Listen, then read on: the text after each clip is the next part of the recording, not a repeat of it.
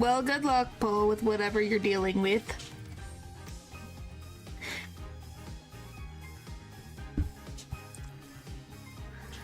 No, Paul did not die. Yes, Lou? Yes, hello, hello, hello, hello, hello.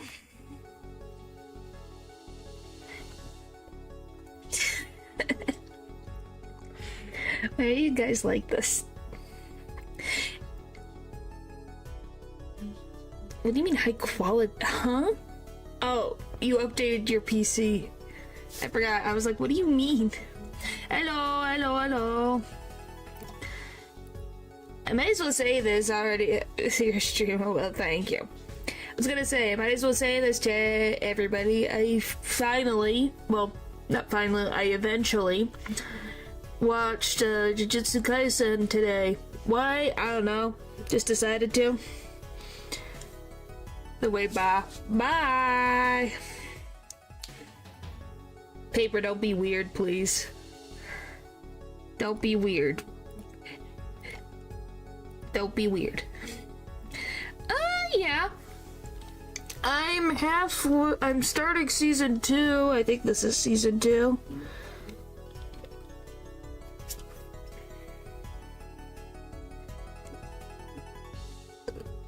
Little late for that. Before I originally watched it didn't take my interest, and I'm like, yeah, I'll give it a shot. I'll give it an actual shot for once. And it was like, oh, okay, it's like a little more interesting than I thought it was going to be. I still have many questions, and I mean many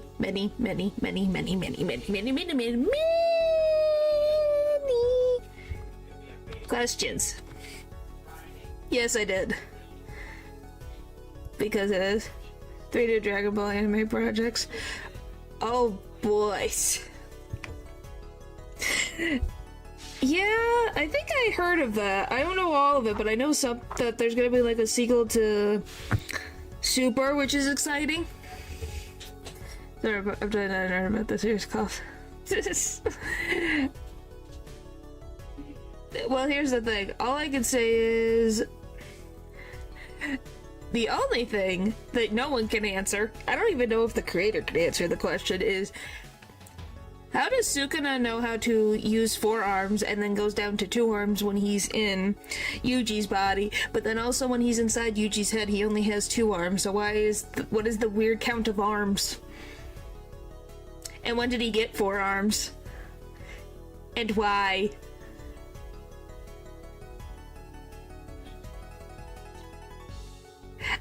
That was my main thing that I've been thinking about today, is why. Hello, Eldridge. Is the amount of arms. But he was human before. It says that he was human before. And then he gained arms and extra eyeballs. So it means they were added later. But why? Super adapting a manga arc, new project called Galactic Patrol. I knew about that in the remake of the battle. Oh yeah, I have seen that thing. Where they normally are 2 arms are like on the waist, so he can use 2 normally like any other human can. Like a weird amount of arms. Yes. Also, yes, it is a weird amount of arms.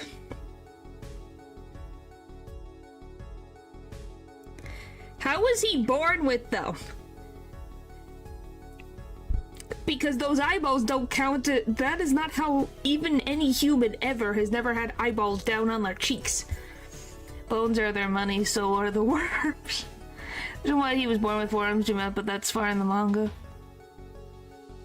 So he actually... He's just... So he actually was a human being born with 4 arms and 2 mouths. Yeah, but I don't have extra limbs and I'm not a human. I think there's a very big difference.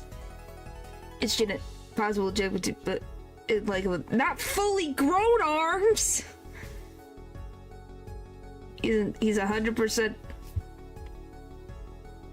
He's 100% human, you say. That's a human? That's a psychopath. Yes, Jigglypuff is round. Now he's a curse. I don't... Wait.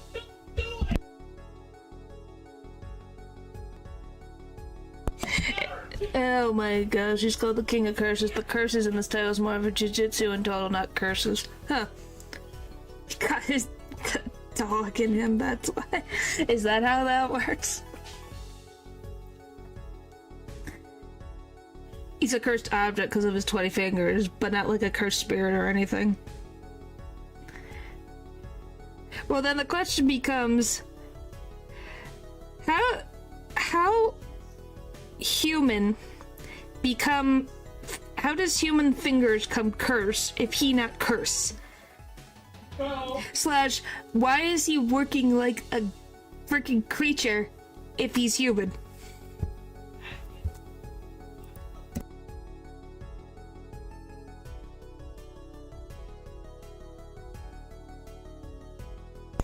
Anyway, it's, you know what else is a cursed object? If you got enough determination, you too can grow another set of arms. I don't know, that was the main thing.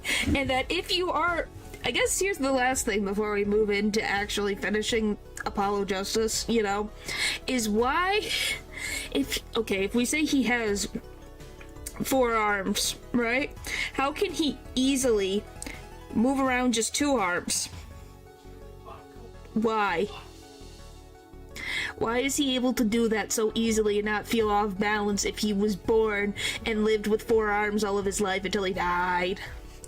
You know already with the stitches on his forehead, kind of connection to Sukuna. Yeah, that the guy with the weird goat feet at some intervals. That guy, Makihito, something like that. The explanation exactly, but I guess it's not that different.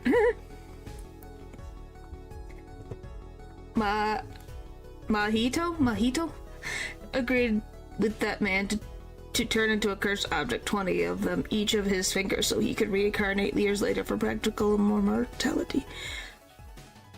Now he has black hair. Oh, the other one, the monk. The monk. The guy who's wearing the monk outfit. Yeah, the monk. Guido, the monk. He's wearing the monk outfit. He is a monk. Not a good monk, but he is the monk. I love that you guys know who I say, the deer hooves guy, the guy with the hooves. I love that that's what gets brought up in the conversation. Be like, yeah, that guy. You know that guy? Yeah, the monk. I wanted to say that, but I was scared if I was wrong with that. He's wearing monk clothes. Like, that's traveling monk clothes that they put in a lot of anime. Don't ask me. I'm not saying that he's actually a Buddhist monk, but it's monk clothes. Head char guy.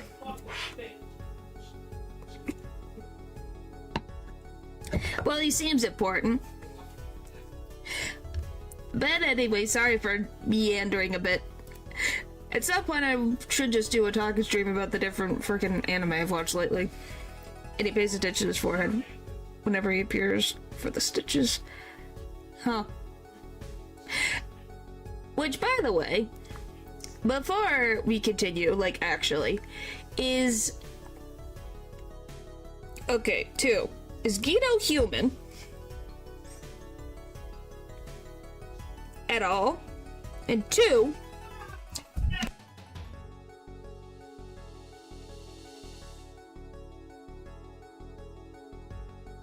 And 2, yes, he is human.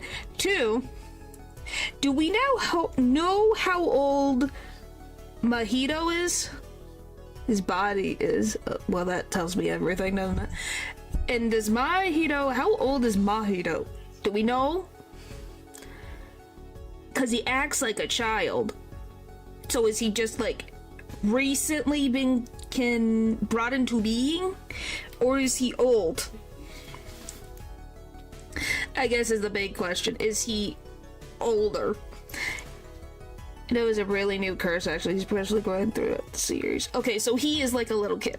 It said he's only a few years old. Okay, they said he was new, but I thought I would ask. So he is literally like a newborn baby wandering around.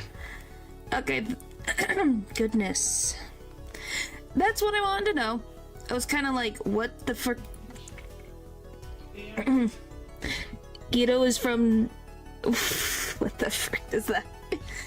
I think he's not even a year old, actually. Wow. So he's only a couple months old. That's what I was wondering. I'm like, they say he's new, but like, how newborn is this character? Like, how? Because he really acts like a child. With too much freaking energy to spare. Oh boy. Okay, now that we've done the 10 minutes of that, let's finish this. We are so close to finishing this, and then we can go on to the next game. Well, and then how will it go down? I checked through the records on that case, which I found when I found this. 7 years ago, just before the trial began. Hello, well, hello. He's a prodigy? Well, yes, I would assume so. Before the trial began. Old boy, here. What's this? I don't know, I just got it over there in that hall. They told me to give it to the old boy in the blue suit with the spiky hair. And one more thing. I'm sorry to have sprung this on you so suddenly. I received the files from your previous attorney only yesterday. I understand I'm asking the impossible of you. Yes, well, you haven't really told me what happened yet. All we did was play cards, and that was enough. Just a hunch. Oh, any chance Paper gets a chance, Paper will talk about it. Lou, you haven't figured out what the first one is? I'm pretty positive it's JoJo. If it's not, I'm in shock.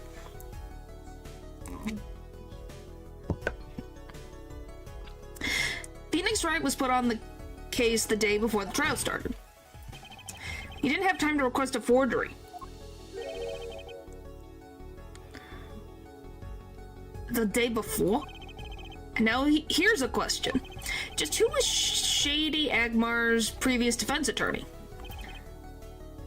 Yeah, who was it? I didn't even think about that. Was it you? Was it you? What do you mean? You've talked about JoJo all the time. If it wasn't, I'd be shocked. No, this can't all be... It's your favorite 2L church. You don't say. But it's all true. There was another man, a defense attorney with a badge on his collar. It was you, Christoph Gavin. How are we gonna prove that? Is your second favorite? I guess that's a very popular among the chatters over here. Order. What is the meaning of this? Witness, I mean defendant. Former lawyer? He is technically all three? Why Watanabe? There are so many other things you could do with your life that is not that. It's kind of time with Chainsaw Man. Please, anything else. Anything else. The Watanabe, please. There are so many better things to do in life than watch that. It's been so long since I've watched it, but man, she wanted me to make me pull out my hair. Apparently JoJo's in your guys' top favorite. I just relate to Tomoko. Alright. Wait, I thought Bald Judge died. No, Bald Judge... Why would our judge, the original judge, die? That would be stupid. He is forever eternal. He's like the god entity in this series. He never ages. He stays the same. Let me begin by denying this. It's easy enough to look up, Mr. Gavin, and impossible to prove if you can't. Did he get rid of the records? Attorneys are registered with the court the day before the trial begins. In other words, no record remains in the court. How exactly do you intend to prove Phoenix Wright's claim? He was born like that? I think he had talked about having hair before on top of his head. But I do think that he is an entity that just exists. He looks the same no matter where you go in the series, but he does have grandchildren, so he was married at some point. That would be difficult. I'm afraid this line of inquiry won't yield. F-word. Are you sure you don't have evidence? What's wrong with Prosecutor Gavin? He looks clammy. Evidence. Evidence that shows this man, Christoph Gavin, requested that forgery 7 years ago. Throwaway map. No, wait. Wow. That's a weird thing for them to do. Javier, just prove it. Clear up these doubts now, or I swear I'm off this case. He must have thought of some evidence. Apollo! Prosecutor Gavin looks like he's in physical pain. That darkness. I have to pull that darkness out of him, and proof is the only way I can. What proves Christoph Gavin's links to Drew Masham? Well, Mr. Justice, you claim Christoph Gavin requested a forgery of Drew Masham 7 years ago. Prove it. It can be proven, can it? How do I prove it? Simply ridiculous. Why even discuss it? This evidence does not. Are you telling the truth, Apollo Justice? I am. Then I say we give him the benefit of the doubt. Very well, but if you're wrong about this, be prepared for a penalty.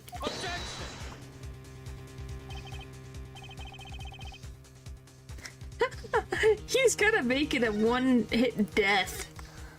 Because he's a psycho.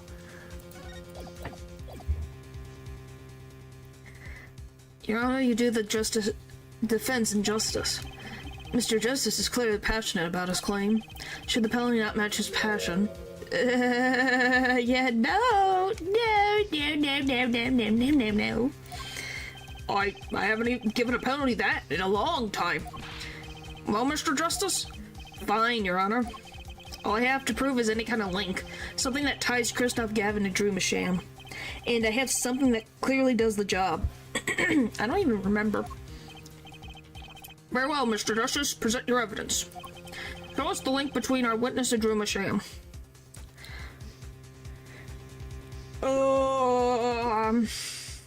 Is it gonna be this? It's gotta be this, right? It's gotta be right. I think it's this.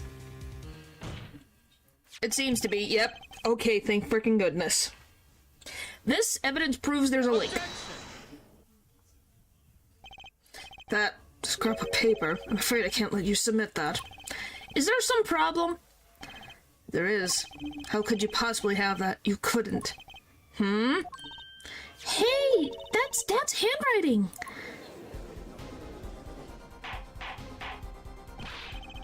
Mr. Wright's handwriting? What is the meaning of this? I see now. Yes, of course. What do you mean, of course? I just remembered I had a visitor yesterday. Phoenix Wright came to my cell, except I wasn't there. Phoenix Wright? When I returned, I saw he had something of mine in his possession. Of course, I had no intention of letting him get away with reading my private mail. Mail? You mean this letter was in your cell? No. However, it appears Mr. Wright has yet to be cured of his bad forging habit. Well, if it's a forgery, it's not a very good one. The handwriting's terrible. This is Mr. Wright's reproduction of what was written in the real letter. Reproduction? When Mr. Wright visited Christoph Gavin's cell, he brought with him a small video camera. I still can't believe this was a video camera this entire freaking time. What? He recorded his entire conversation with you, Mr. Gavin, in the context of your personal mail. Ha! Regardless, this mockery of a piece of evidence will never be accepted by the court. Evidence based on a video and a man with no authority whatsoever claims he took. A man who happens to be an ex-attorney suspected of forgery. Prosecutor Gavin? Prosecutor Gavin? Personal mail, not mail. Can I let the letter be submitted in the secretary's video of the letter itself, maybe? Yeah. Because it's a video. And they can check it for anything weird. As embarrassing as this for me to say, I'm afraid my brother is incapable of making rational judgments at the moment. Your Honor, your decision, please.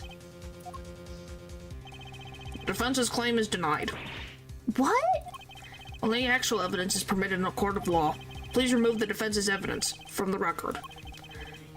Better luck next time, Justice. Back.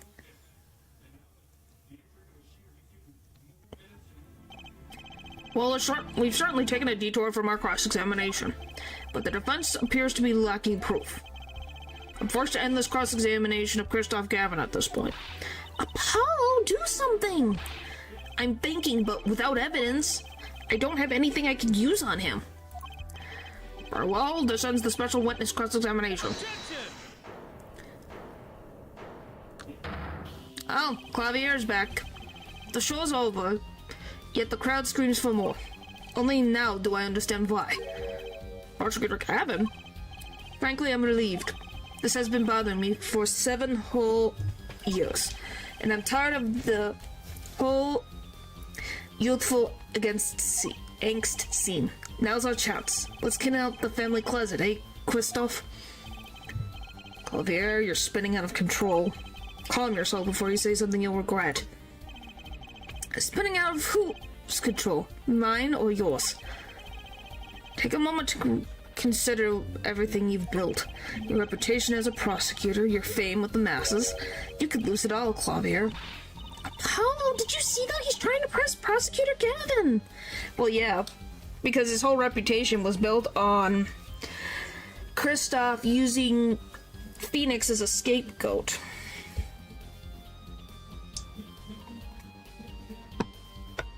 You know, as they do.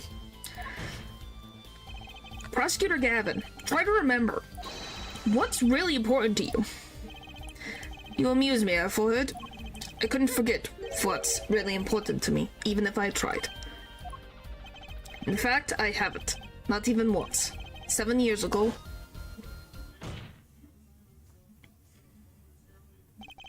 Finally. You just couldn't resist, could you? Right. Resist what? Presenting solid evidence? My dad requests we put the current cross-examination on hold. The prosecution would like to call a new witness. State your name and occupation for the record. I'm familiar with the trial. I've watched the video several times. Don't you find anything unnatural about it? Unnatural?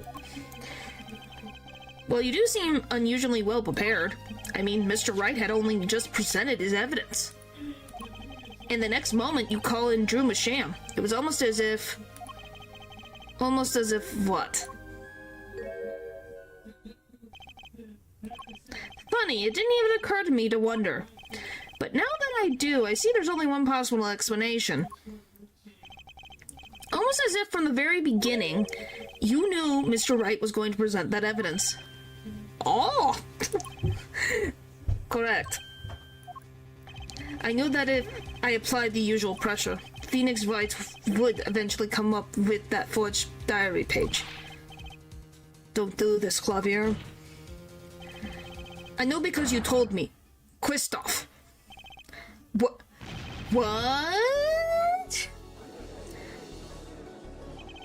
It was the night before the trial. Clavier. Christoph ought to see you at the prosecutor's office the day before the trial. He has his he really didn't change much in the years later. I won't be appearing in trial, actually. Huh? Why not? I won't be facing off with you on your first trial, apparently. It was the night before Christmas, and all through the house. Not a guitar was strumming, not even Christoph himself. I don't know. But then came frickin' Christoph with plans of evil and brought his brother in I don't know, I would have to think about it. Put his brother in to call such a tremor. That Phoenix Wright would be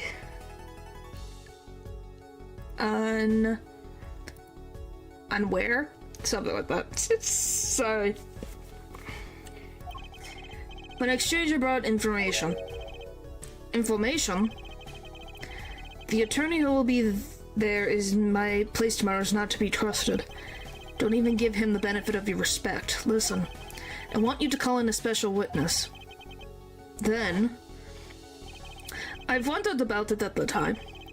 How did Christoph know so much? Prosecutor Gavin? Christoph. We were supposed to face each other in that trial. A fair fight, brother to brother. I deserve that much. You let me borrow the victim's belongings. You showed me all your research on the case. The victim's belongings? Which would have included McAfee's diary, wouldn't it? Mr. Gavin. My, Clavier, you disappoint me. You find trees, yet miss the forest. You're the one missing the forest, Mr. Gavin. You can't sweep this under the rug, not anymore. Tell me what was going on behind that trial. Why not? I achieved what I came here to do. I see no harm in a little reminiscing. Apollo? I think we're finally going to shine a light on the black belly of this thing, Trucy. We've done everything we could. I hope it's enough. 7 years ago, the day before the trial, I visited the detention center at the request of my client, Zach Grimari. 2 cards. 1 card.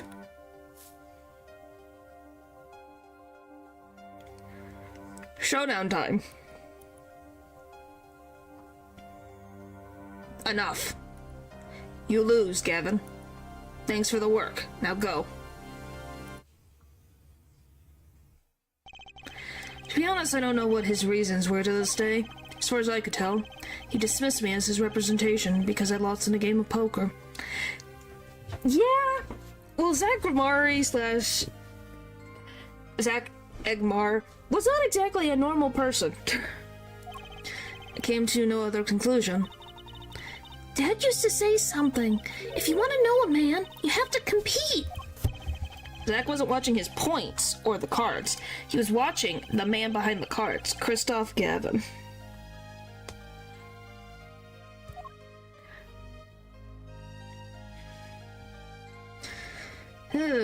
Couldn't believe it. Phoenix Wright? A second-rate attorney who relies on luck and bluffs. He dismissed me and went to that pitiful excuse for a man.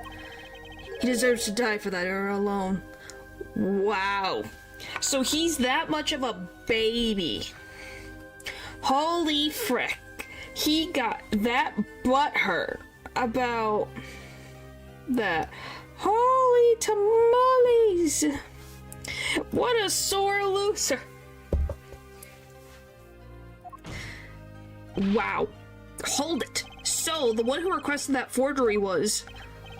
Oh, I'm not admitting to anything. My point is, those two men shamed me, and I could not forgive that. Phoenix Wright and Zach Omari both deserve what they got.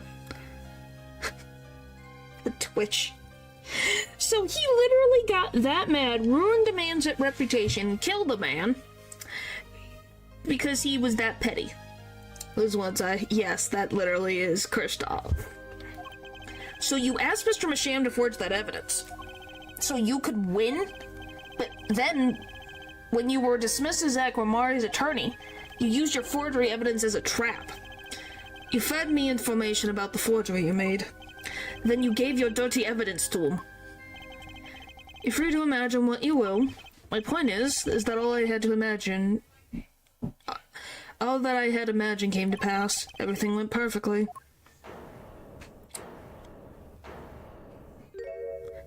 Huh. Incredible. If I wasn't laughing, I'd weep. He is everything. No, you don't want to be him. He's imprisoned for life. Prosecutor Gavin? Perfect. You're mad, Christoph. Stop fooling yourself. What are you talking about, Clavier? Tell me, how did that trial end? Cancelled? When the defendant vanished? I get it. So, Christoph, you'd been living in a fear for 7 years. What? What? You were afraid your forgery would be revealed and your reputation tarnished. You couldn't leave things to chance. So you watched everyone involved with the case for 7 years.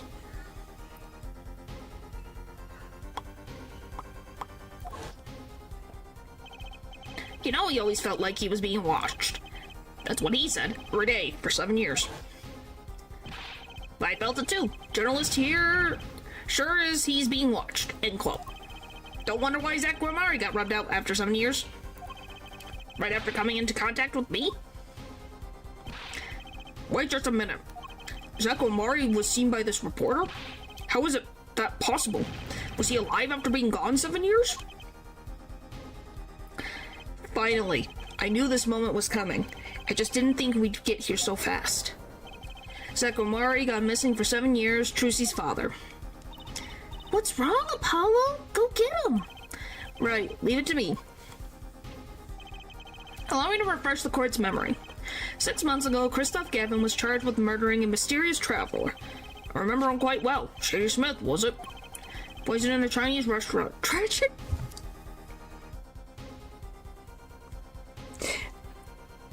Judge, not even close.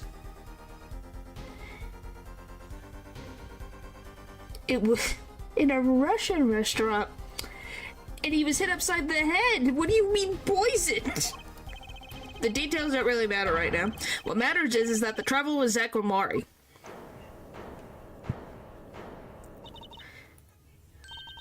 What is it, Apollo? Huh? Keep going. We'll talk about it later. Did she already know? Well, it's her dad. I think she has a little bit more forethought than we think, Apollo. Someone please explain this. Mr. Justice, can you explain this?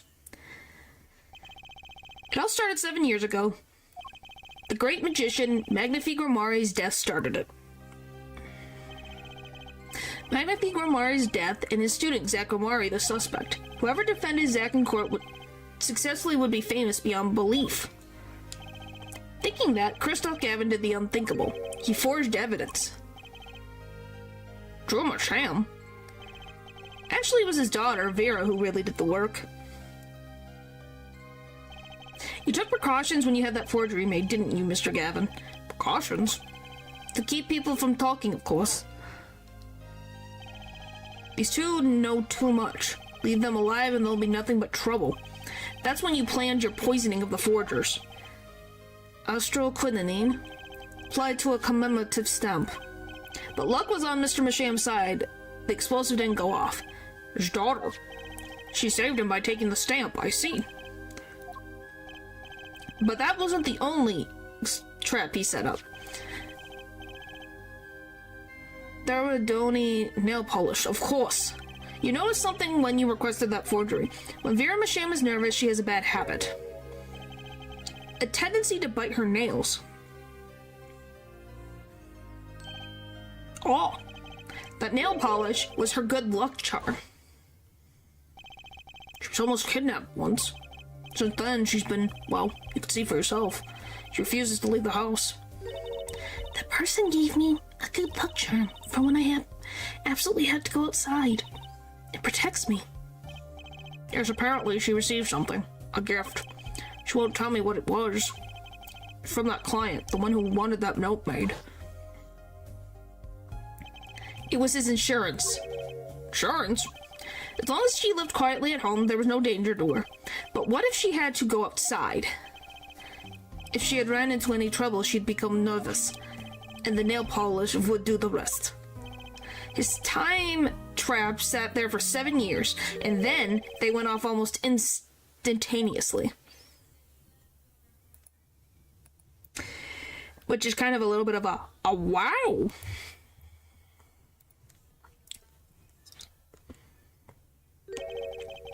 You finished? May I return to my cell now? I'm not accustomed to standing for such long periods of time.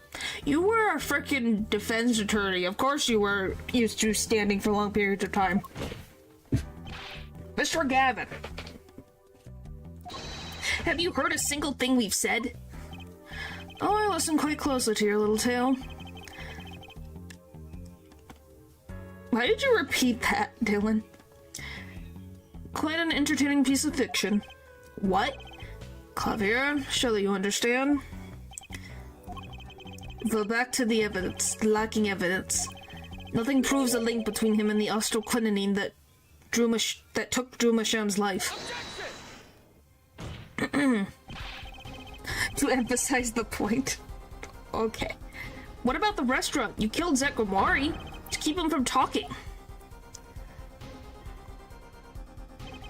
And killed no man of that name. Read over the report again if you'd like.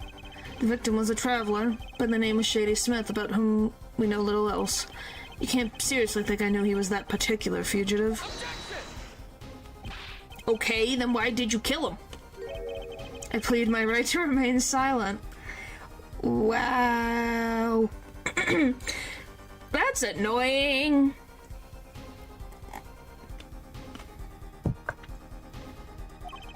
Remember, this court does not convene to put me on trial.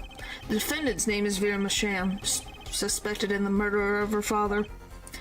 My trial has been finished for 6 months now. I'm afraid we have strayed considerably from our purpose here. This court concurs with the witness. It is defendant Vera Masham who is on trial here. No, but you were doing so well, Apollo! As long as there are no evidence to support the accusations against him, this court of inquiry cannot find Vera Masham innocent. Your Honor, Phoenix Wright spent 7 years collecting this evidence. You still don't get it, do you? Well, let's assume there was poison in the nail polish. Who then was responsible for causing Vera Masham to bite her nails? She seemed to invoke the right this late in his testimony because the question would be evidence itself. Yeah, it would, because it shows his use of that he sees himself as guilty, and that if he talks, he'd be condemning himself. Because, yeah, what you won't say and what you will say says a lot about someone. What? It wasn't me, I know that much. The one who brought that poison to her lips was you. What? What? Evidence is everything. There's nothing more. I believe this discussion has reached its conclusion. Your Honor! Mr. Justice, you have performed admirably well for a novice attorney. I respect your partner, Phoenix Wright's determination as well. Ever? Without direct proof, you have nothing. Isn't that right, Clavier?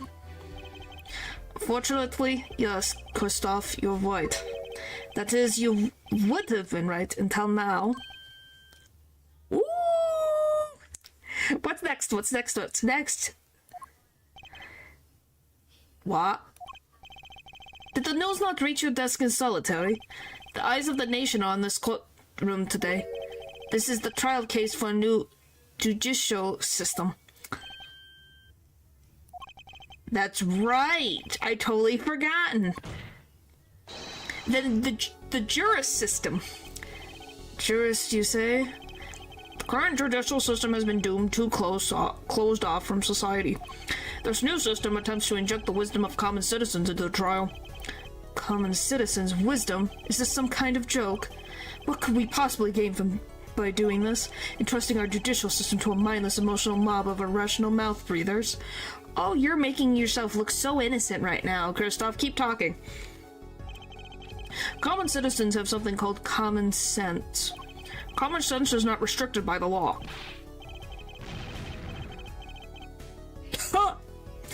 Nonsense, there's only room for two in this court. Me and the law. Keep the riffraff out, I'd say. They're not in the court, actually. They're watching everything by video camera. Hello, hello, hello, hello. Guys, look, we're on video. Say hi. Because they're staring us down.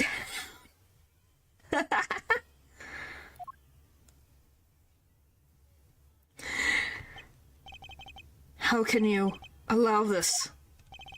Incidentally, the one responsible for making this happen was Phoenix Wright.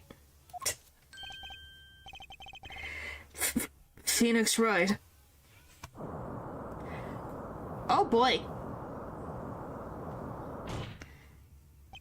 So, everything was leading to this, of course. Right. Right. Right. Right.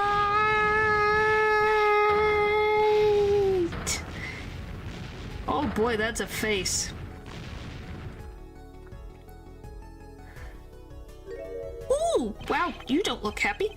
I won't accept. I can't accept. This is no court. Law. The law is everything. The law is absolute. You let ignorant swine soil your courts. Christoph, it's over. Clavier, the law is absolute. You can't be serious. What? Odd, I thought you'd spent your life looking for loopholes. The law isn't absolute. It's filled with contradictions. The law is the end product of many years of history, the fruit of human knowledge. Like a gem polished to a gleam through trials and errors, it is the fruit we receive and pass on and face in our time. It is always changing, growing, nurturing it. It is our task as human beings. Except for you, Christoph. You aren't changing. You've stopped. You're not needed anymore. Ooh. I couldn't think of anything to say. Maybe because I still haven't seen enough. But someday I'll know what law is, and I'll fight to change it if I have to.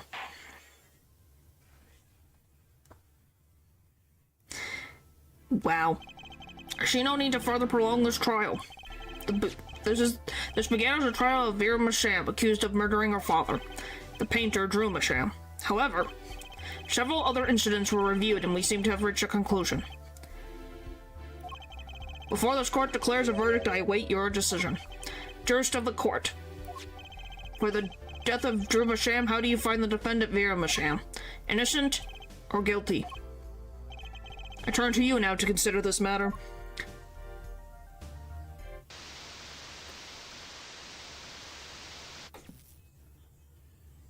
Wow. October 9th, 12:48 p.m. Jurist Chambers. Since the trial for this case, only the verdict remains to be decided. Defendant Vera Masham is currently in intensive care. If decision can't be reached today, it may never be reached. The factors involved are simple.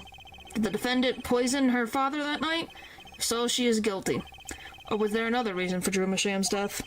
Did another person poison him? If so, she is innocent. The panel has been provided for each of you to input your decisions. That is all. Please wait.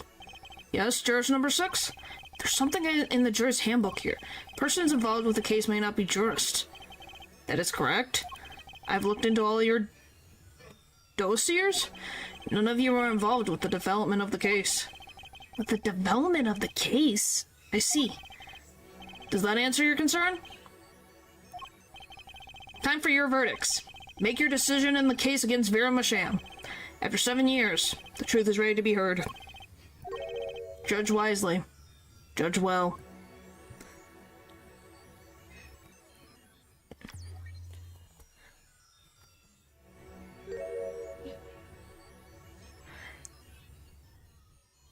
Guys, do you recognize this face? Guys, do you recognize this face at all?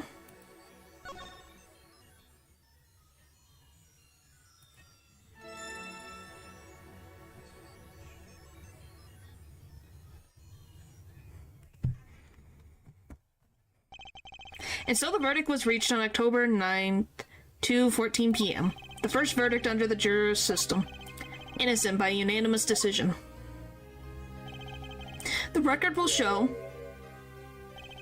that when the verdict was announced, special witness Christoph Gavin laughed. A laugh louder than ever heard before. or since. A laugh that echoed in the halls of justice, lingering for what seems like hours. October 10th, 8:30 a.m., the morning after the trial. In an intensive care ward, a true miracle occurred. Vera Masham opened her eyes. Do we just leave these CDs around for everybody? October 10th, 10:12 a.m., Hickfield Clinic. Vera, I'm so glad Don't cry, Apollo! I'm happy too, and proud. You did well, Apollo. When I thought about what if Vera, Hey now, don't start crying too. I'm sorry you had to see us like this. Aw, she smiled! Vera? Thank you so much, Apollo. Thank you. No, I'm sorry. I shouldn't have pressed you like that. If I hadn't, you never would have bitten your nails. No, I was wrong. Staying locked inside like that, clinging to my good luck charm. Vera, when I opened my eyes, I saw you. I finally understood. It's important to be a part of the world. To see things with your own eyes. Aw. Looks like that poison had some effect after all. It killed off whatever was holding Vera back from life. I knew you'd pull through, Vera! I mean, that's what Apollo was fighting for the whole time! Your future! I won't forget it. Here, let me thank you. No, really, it's okay. Oh, look, it's me! I love it, thanks! Aww. Is that me? Yes, it is. It's your freaking... I don't know, a Holgaze? She's really captured your essence, Apollo. Well, I think so, at least. That reminds me. Do you know where the other lawyer is? The other lawyer? Oh, you mean Dad? Except he's not a lawyer anymore. It's my fault, isn't it? I'm sorry. No, that's not what I meant. No, it's okay. I'm through looking away from the things I've done. I hope I can look him in the eyes again someday and apologize. I'm sure he'll be happy to hear that. He brought all those things for me when he came to visit earlier. Oh, you mean the stack of videos? Mr. Wright finished watching them all? Yes, that sounds like him. I was wondering, so he brought all of this stuff. You know, I knew my real dad was alive. Huh? I was there 7 years ago, remember? I was the one who helped him vanish from the courtroom. You did what? How? I'm not telling. He promised me that day he went away. We may not meet again for some time, Trucy. But know this, I will be watching. And one day I shall return. You're the next Grimoire, after all. Aw. Oh, Trucy. In the end, he couldn't keep that promise, could he? Have you ever called for a plumber and a van shop and asked them why they screamed turbo that? No? What the frick?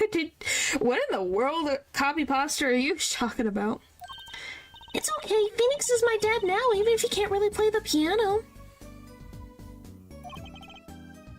He's not the biological father. What do you mean? That he can't. Oh, and I've got you too, even if your voice is kind of loud sometimes. Glad I made your list. Hey, come to think of it, where is Dad, the one who can't play? You know, do you know Apollo? I think he said he had to meet someone. I wonder. Maybe it's a new mom.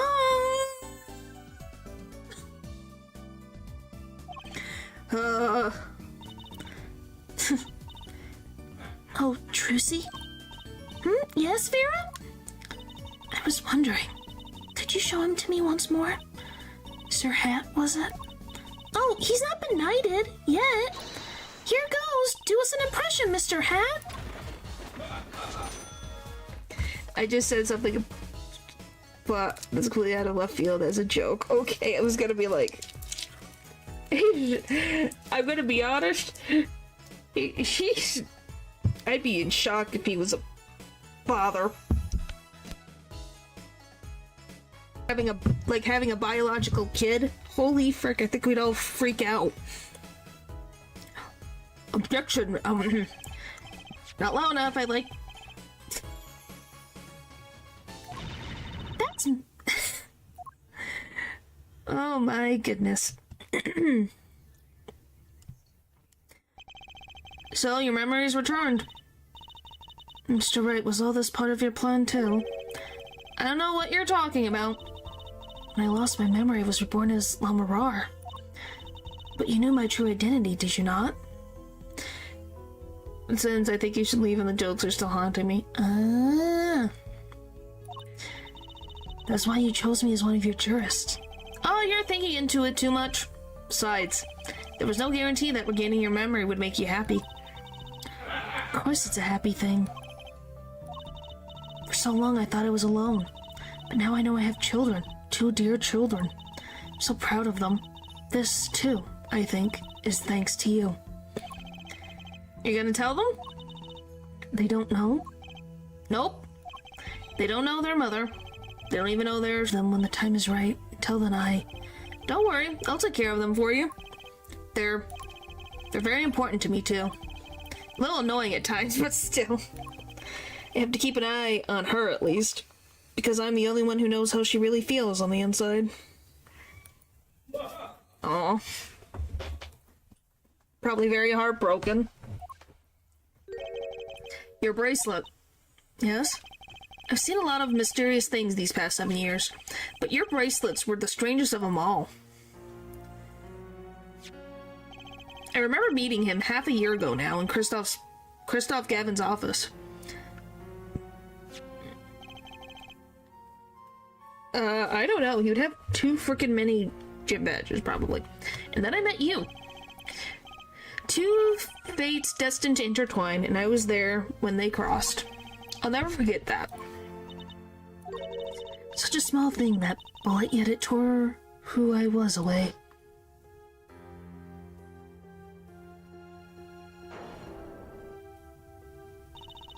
"10 years ago, during a simple rehearsal. It was a miracle no one died, but I didn't just survive that incident.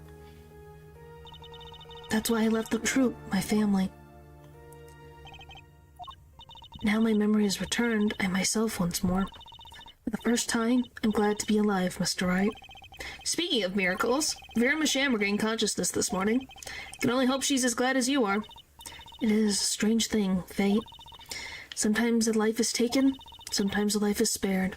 What do you mean, Batman? You know what I've been thinking? People don't die that easily, really. As long as they've got something worth living for. And that's pretty much the end of my story. For now, anyway. I've still got a long way to go, and this power of mine, well, it needs some work. But there's hope now. We've lost it, but somehow we found it again. That's why people are smiling again. Hope. Yeah, I think I'll keep this lawyer thing for a while. Oops, train time. Gotta go. Cords of steel. Here comes justice. Objection! Hooray! I'm glad you're staying with the agency, Apollo. It's like I found my long-lost big little brother. Oh, and don't worry about the Troop Grimoire. Trucy's on the case. Now that I have this, thanks to Dad. There. Trucy Grimoire, frankly, I got my doubts, but Hack Grimoire. Now that'll pack 'em in. Aww.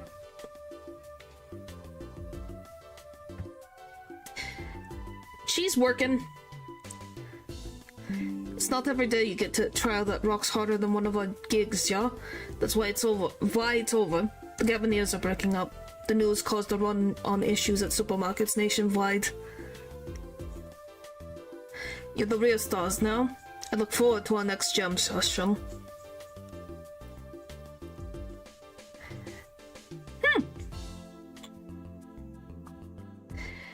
It was really fun. I had a lot of fun. There was some freaking ridiculous craziness, though. Well, it's finally over. You know, thinking about it. I've been a piano player longer than I was a lawyer. Now that everything's sorted, I've got time on my hands. Maybe I'll take some lessons. Or maybe I'll take the bar exam. Again. Well, I hope you work on both. That would be great.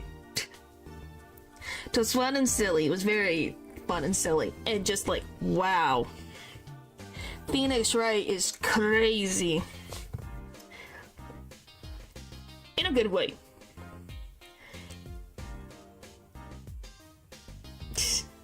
She's still over here. So I was standing around eating snackus the other day when I got this crazy idea. What if they were golden? You could augment the crunch, or better yet, make them ding. And the power of science. Although the preservatives might not be 100% safe. Why are you still eating those? She never stops eating the snackus. Why are you like this? Why are you like this?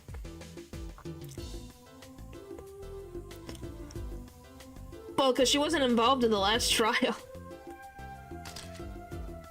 Unlikely event you are wanting Russian feast, come to Bushwood's Bowl Club. The only thing colder than restaurant is Bush. But if greater challenge is being required, then come to the hideout. You know who to ask for.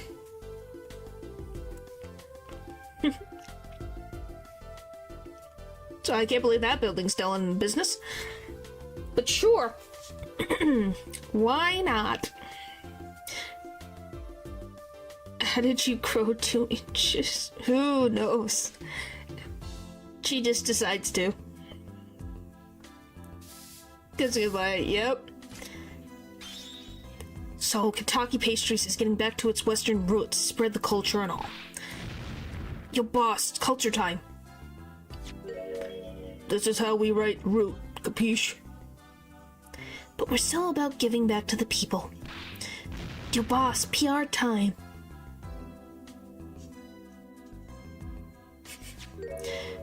This is how we write people, alright? Not the walkie's paying any attention. Well, kids. Poor Plum.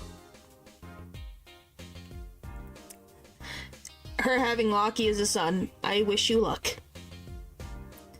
Oh, speaking of, well, let's see. Chinese characters on cake was an idea like 3,000 years ago, my dude. But man, you want to make it real today? You gotta keep it real. You know what I'm saying?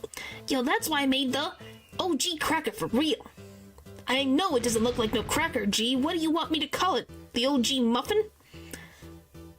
Their eyebrows. I don't know what else to tell you. Eyebrows. Obviously, Waki did not get his dad's eyebrows. Don't know where all this talk about food is coming from.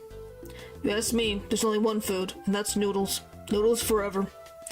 I got a new one, too. See? This time I just put a big chunk of salt in the bowl.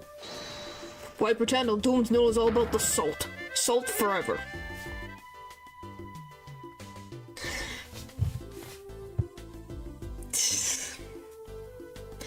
Hopefully he gets back into his doctor business, too. That'd be nice. Oh, look, it's Stickler the weirdo. My exceptional inquisitive nature has won me unequivocal adoration in my department. You see, they used to call me Wesley Stickler and Wesley Sticky Hands. But no, I no longer. I have a new name, once that reflects my true academic nature. Wesley Sicko, reporting. Yes, curiosity is a sickness, and I am the cure. Sure, buddy. Seals like salt. Oh, Wesley Stickler, you weirdo. Weirdo, weirdo, weirdo. Bum, bum, bum, bum.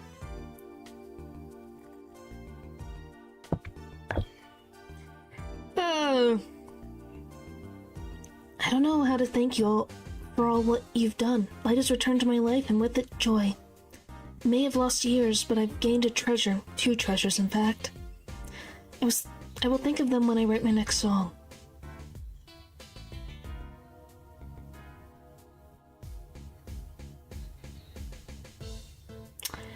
So there you go. That was the big secret. Brushel, Brushel, Brushel, Brushel, Brushel, Brushel. Brushel here, back on the beat with another interview. How do I feel about how things turned out? No scoop yet, but journalist confidence in mint condition. End quote. Why that face? But yeah, Lamar really dealt with a lot of issues. She got hit in the head with a bullet and then lost her memory and is blind. I decided to keep painting, originals only, of course. I suppose I have to see a bit of the world outside to find what to paint. But I know there are good people out there now. I've met them. Yes, he is still very creepy. The door is open. The world is waiting. Thank you. Aww. That's cute. And look at what she drew for them. Aww. It's so cute. It's so cute. Vera did a great job.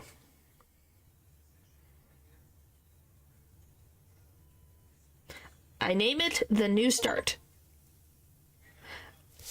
Oh, congratulations, you left a special bonus in the music and background screens. Commemorative. Look at that. That was pretty art. Alright. Yes. So we're going on to Dual Destinies. You guys ready for Dual Destinies? We get to go into 3D again.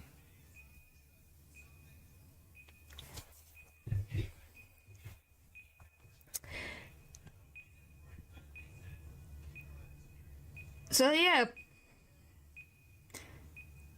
I told you the judge does not change even when he goes from 2D to 3D. He does not change. 3, 2, 1, 0. Ba-boom. Yeah, this is how we start the first case in Dual Destinies. The courtroom, one of the courtrooms is freaking destroyed. Yeah, we arrived at the future. These are dark times, where the law has been reduced to rubble. And it's up to us to restore it to its former glory. So you guys know who that is? Yeah, I know what you mean. It looks like your target finally decided to make a move. And who's that? Don't you worry. I've got a trusty new partner on board.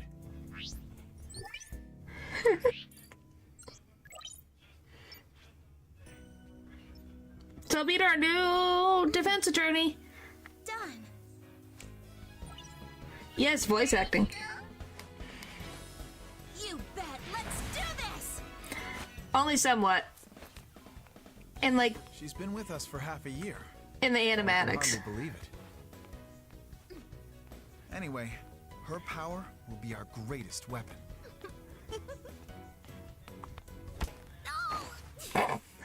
And boom, boom, boom, boom, boom. You were not expecting it? Yeah, that's when we're in the modern era. That's not Mia or Maya. That's Athena Sykes. It's for this very reason I returned. Look at him. Time to bring it to an end. He's back! He's got the suit, the hair, the necklace. He's ready to go. And his badge. Don't forget that.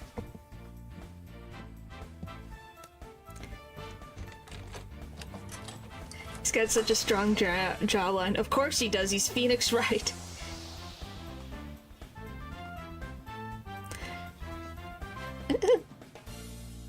Look at him. And then, do you guys know who that is? It's Apollo.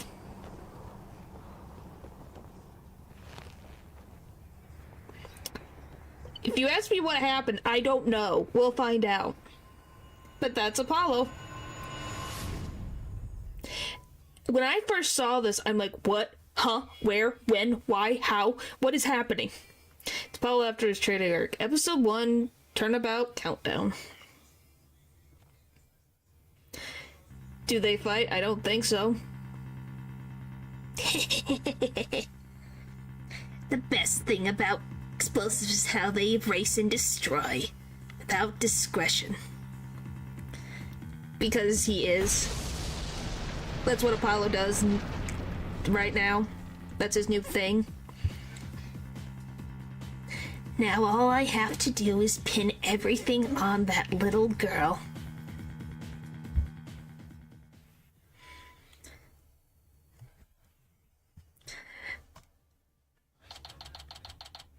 December 17th, 9:22 a.m. District Court.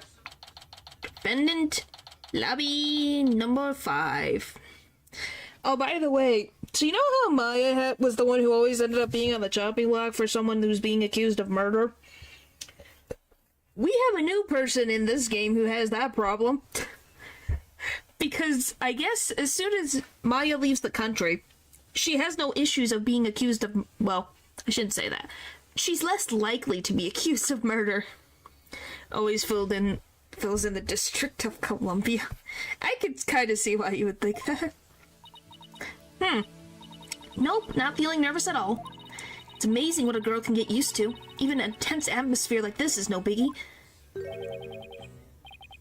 Doing okay, Athena? You doing okay, Athena? Oh, Apollo. Yeah, doing great. Like, I'm a little too great. Oh yeah? Well, that's good to hear. Although, I could have sworn I heard your voice crack for a second there. Oof, I'm that transparent, huh? Cracking? No, my voice isn't cracking. Nerves of steel here, I tell you. This is Apollo Justice. He's a fellow lawyer at the office I work for. Apollo is the lead for the defense on this case, but I'm going to be there at the bench with him doing what I can to help out. I'll do whatever it takes to defend Junie. Speaking of steel, how are you holding up? That explosion really did a number on you. So yeah, ta-da! That explosion caused these injuries.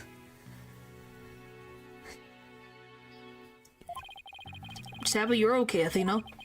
Although, can't pretend I have no connection to this case. That's why I'm gonna see it to that Juniper's name is cleared. And I'm sure you'll feel the same way. You got that right. I won't rest until Junie's completely cleared of all suspicion.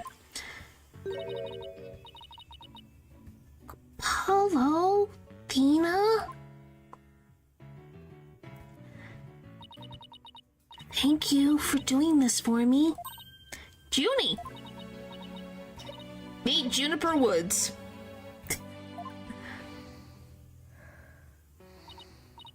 Hey, are you okay? Sorry about that. I always seem to go into coughing fits whenever I get nervous. So yeah, remember I said that there was someone who was going to take Maya's place in dealing with the issues of being accused of murder? Yeah, she's the poor soul that has been picked by the developers.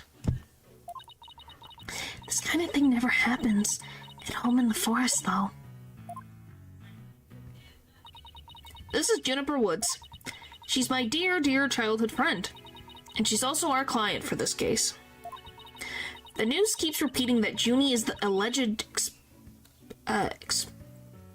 trapper. I'm gonna say trapper. But that's ridiculous. There's no way Junie would do something like that. I brought you a little snack, Thina. Just a little something from my garden. Hey, thanks. So, is that an orange or a tangerine? It's an orange. My grandma says that orange is the color of strength and endurance. Oh, I get it. Strength for the trial, right? Junie, you're always so good to me. Jeez, look at me, standing here clutching an orange to my chest with tears in my eyes. Well, don't you worry. We'll be so powerful in there, they won't know what hit them. Right, Apollo? Yeah, that's right. Come what may, this one trial, we can't just lose. Apollo! Apollo! Apollo! Apollo! As you can tell, he's not completely better. Blood is seeping through his bandages. One of his wounds must have reopened. All this time he was trying to put on a brave face, but he was really overdoing it. Remember that one SpongeBob episode where you... Why, that is actually a... Bubble. I have never watched much SpongeBob, but probably Mr. Justice. Huh? Trial's about to start, sir. Please proceed to the courtroom.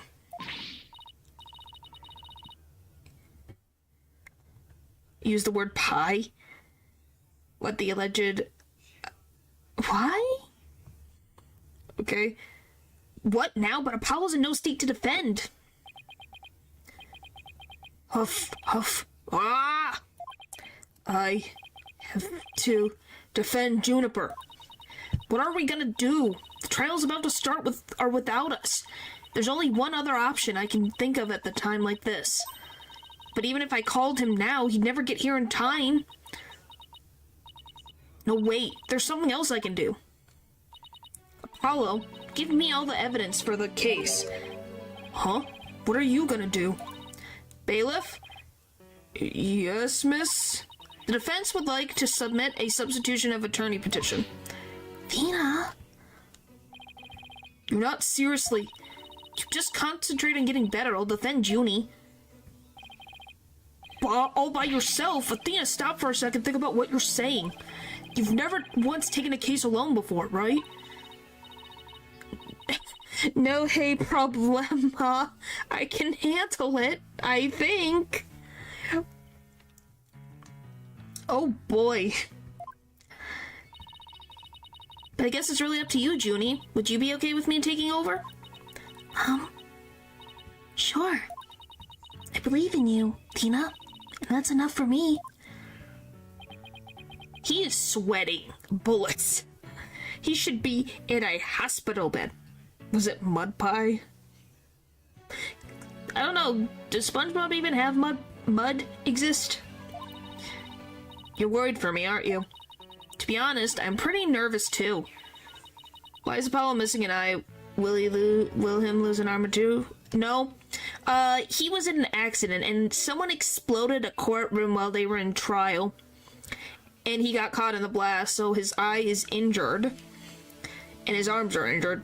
And who knows what else is injured, but he's very injured from that explosive. To be honest, I'm pretty nervous too. I think my heart might just burst out of my chest. Okay. What do you mean? But you're in no shape to stand at the bench now, so you have to just leave it to me. Alright.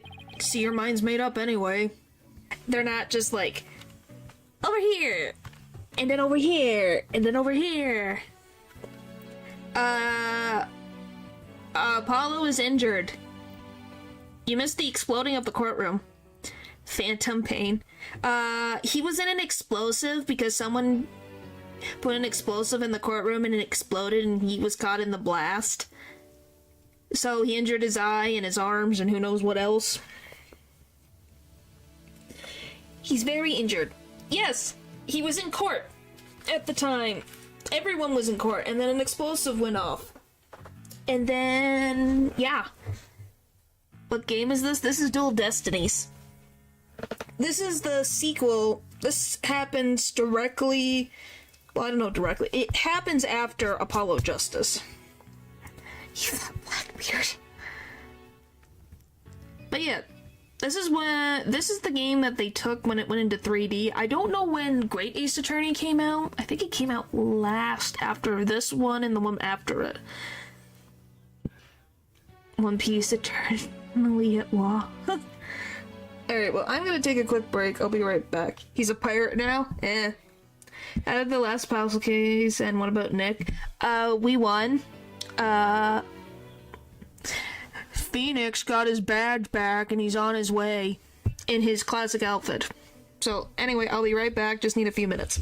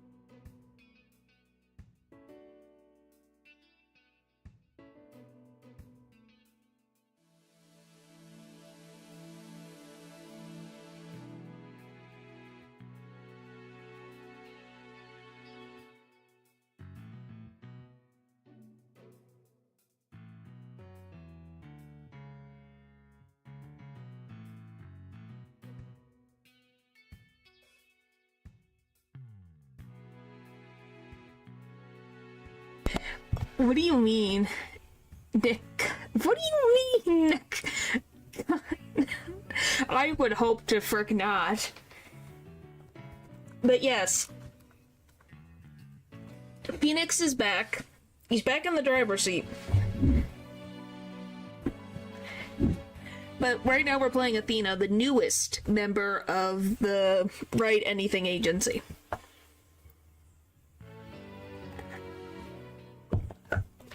So yeah, be excited to see some new mechanics. Not yet. We will, at some point. We're currently playing as Athena. Athena Sykes. You'll see her in a sec. Since you weren't here for the opening, oh, by the way, we have voice acting now, so you missed Phoenix actually talking without me voicing him. So, you missed that.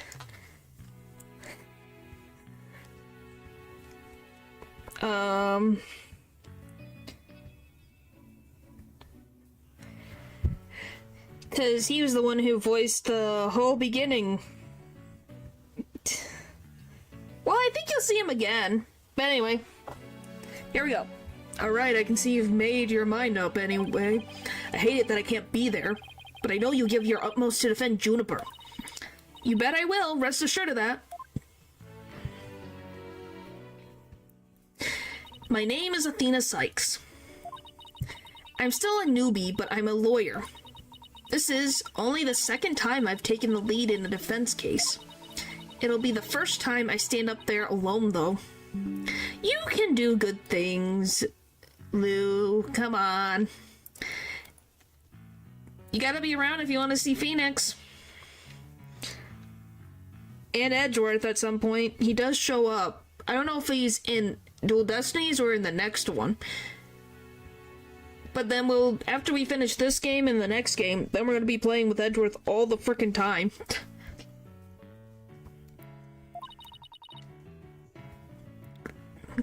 But I have to do this, and I'm definitely not about to let anything bad happen to Junie. Yes, Edgeworth, I'm pretty sure, appears either in this game or the next game, but he'll appear in the third and fourth one that I'll be playing because they're his games. December 17th, 9:46 a.m. District Court, Courtroom number 3. But yes, we're in 3D now. Look, it's the judge! Day 1. Court is now in session. All rise. Court is now in session for the trial of Juniper Woods. This is Athena. This is Athena Sykes. And this is Widget. So, everybody, Athena Sykes, Widget, chat. Get to know each other. The defense is ready, Your Honor. The prosecution is also ready, Your Honor. And what is the meaning of this? I was under the impression that Mr. Red Monkey would be my opponent today. I'm surprised you've never seen Athena before.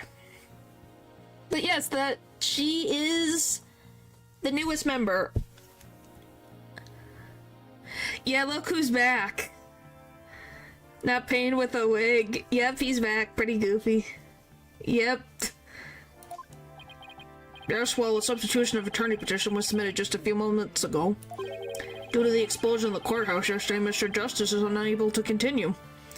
Yes, Athena is single, from my understanding, yes. I see. Not all surprised he used that as an excuse to run away. With me as an adversary who wouldn't want to feign illness in order to escape. I think they would feign illness to run away from you. Pain, please. What? The nerve of that guy. I'm going to give him a piece of my mind. Well, I would if I wasn't so nervous. Arg, this arrogant jerk.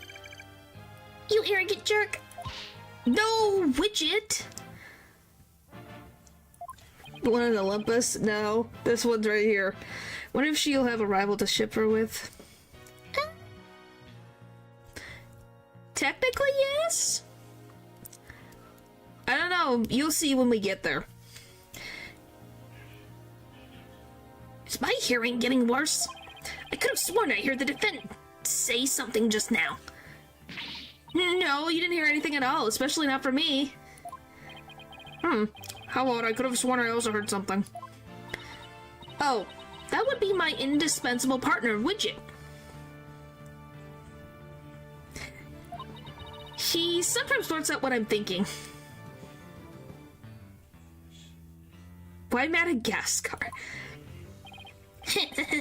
Well then, if that's the case, then it's clear contradiction to what you just stated. Contradiction? You just stated that you said nothing. However, if that device of yours says what you're thinking, then you indeed said I was, what was it? Elegant at work? Eep. Actually, it was arrogant jerk. At any rate, what does it matter if it's a red monkey or a yellow monkey facing me? They couldn't come up with another quirky girl to accompany the protagonist. Sash. What do you mean? She is there. She is the quirky girl. What do you mean she's not quirky?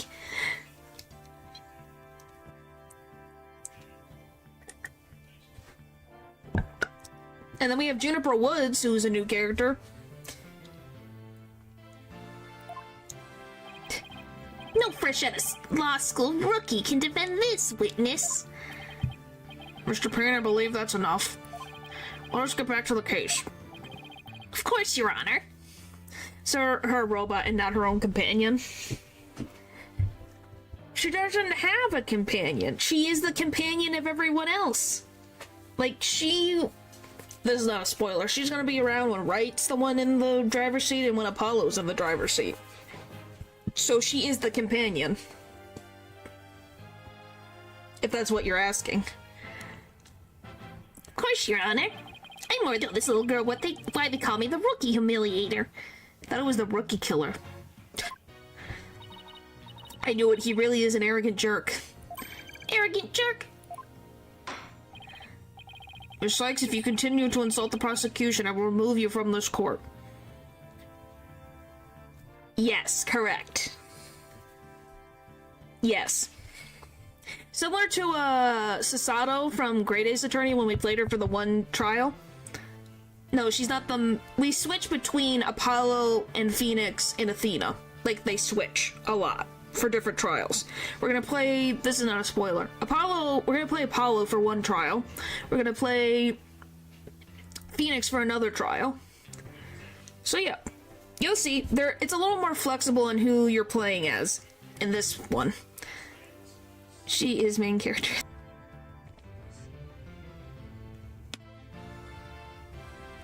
Sorry my frames are so bad. I don't know why this is a problem. Alright. I'm very sorry. It was just a knee-jerk reaction. Now then, Mr. Payne, your opening statement, if you please. Thank you, Your Honor.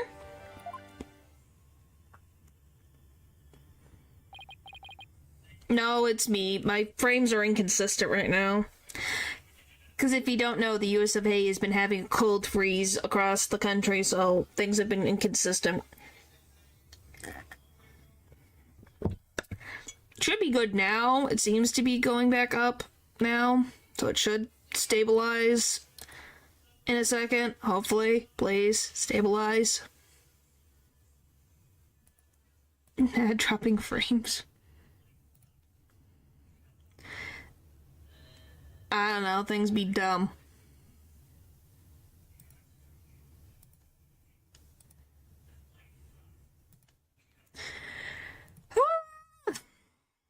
I hope it'll fix itself. It's being dumb. Anyway. Hopefully you guys can still see me. Anyway. Now then, the incident occurred yesterday here at this very courthouse, in courtroom number 4.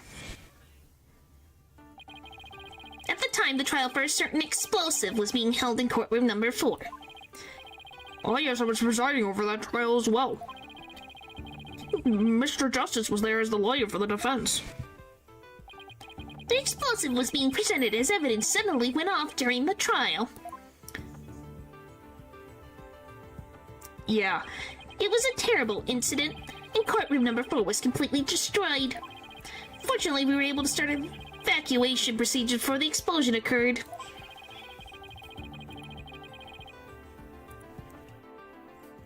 Just a few seconds more and it would have turned into a horrific loss of human life. But there was in fact one death, was there not?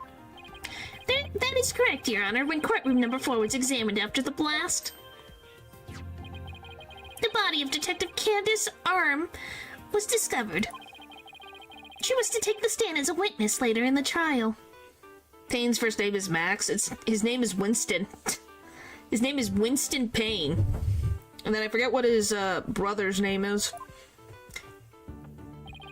I suppose she wasn't able to evacuate in time. What a terrible tragedy. Must admit, I stumbled at least 10 times myself before I was able to escape. Maybe the court should see about getting you even shorter robes. The victim's body was found near the entrance to the courtroom. I suspect she stayed until the very end to help guide the others out safely. Your Honor, allow me to submit as evidence the victim's autopsy report and details about the explosive. Arm's autopsy report added to the court record. Cause of death, trauma to back of head caused by impact with a flat object. Time of death, between 8 a.m. and 11 a.m. Stuffed animal explosive. The time explosive that destroyed the courtroom. It was hidden inside a stuffed animal when it was detonated. Okay, I know how this works. All evidence for the trial is filled in the court record. When I want to check something out, I just use E. I better take a peek later. Yeah, do you guys like this stuffed animal? This ain't scary at all. But yeah, you have Apollo, he's 23 years old. Juniper, who's 18. But yeah, another lawyer at the office. He's passionate about the law and hates anything that's not fair or just. Our client in this case, we've been friends since childhood, a sweet girl who loves nature.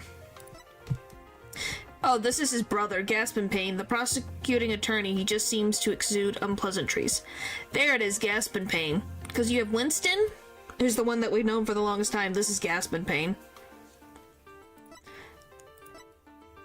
And then Candace Arm, the victim in this case, a detective who was heading up the investigation into an explosive accident. Now then, please call the accused to the witness stand.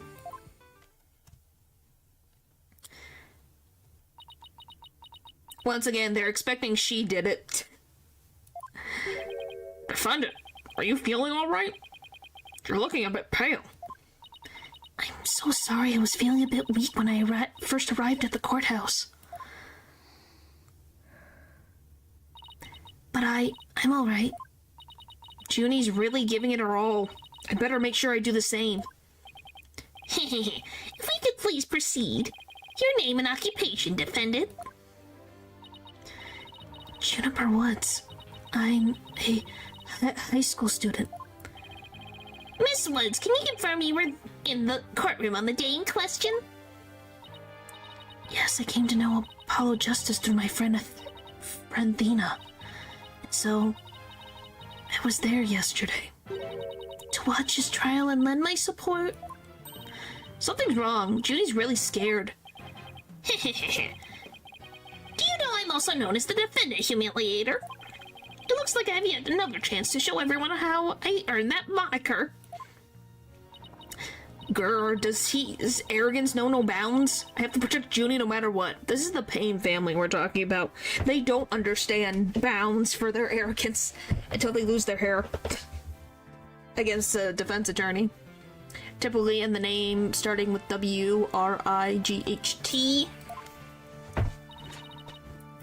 you arrogant... or Prosecutor Payne. What is it? Do you want me to demonstrate why I'm known as the Rookie Humiliator instead? Deep breaths, Athena. Don't let him get to you. Prosecutor Payne, Junie's telling the truth. Justice also backed up her claim when we saw him in the defendant lobby.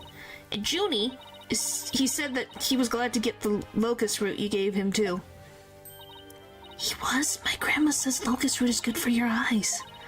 She says they can even help you see into the future. They can? Then that's the perfect present for a lawyer. And if that's true, I guess he must not have eaten them.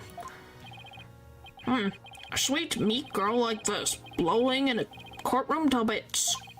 Must say it's very hard to believe. Objection! Now, Your Honor, don't let her seemingly innocent appearance fool you. The defendant had a motive for committing this crime. That's not true. I don't have any kind of motive. And I didn't even know the lady who was killed. I'll admit the investigation didn't turn up any connection between the victim and the defendant. However, that doesn't matter.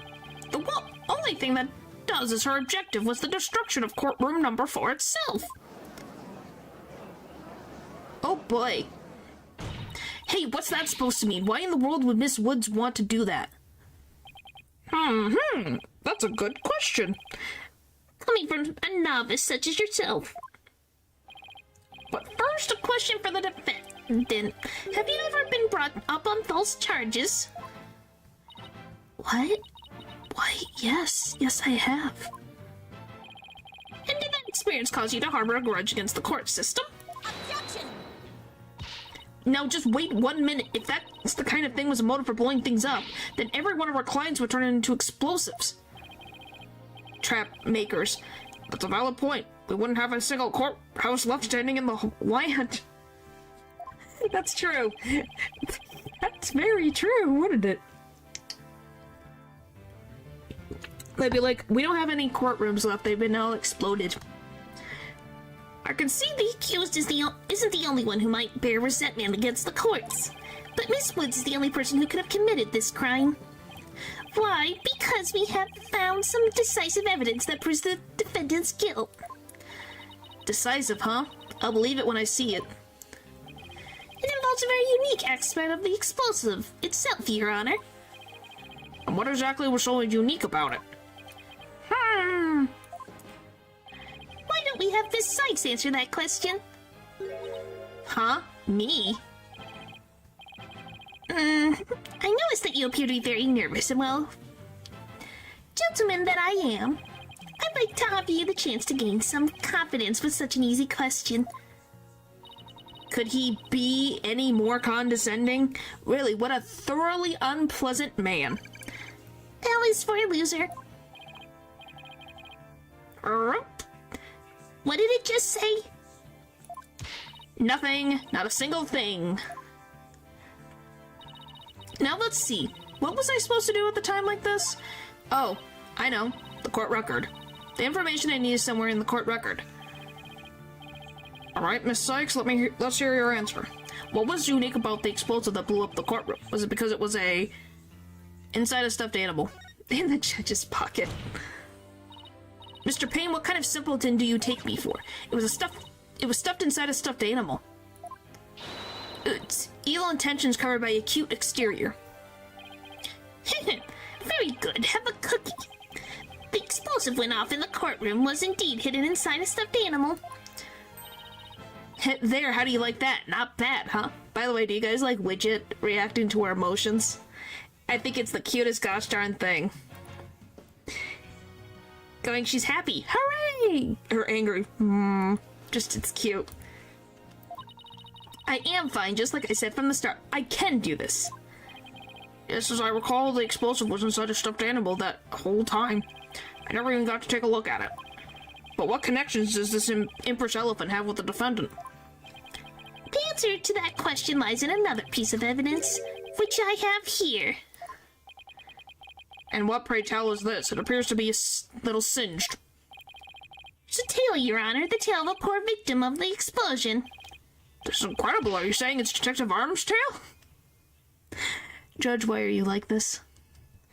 Judge, why are you like this? Why are you like this? Oh yes, she had a tail, of course. Mm-hmm.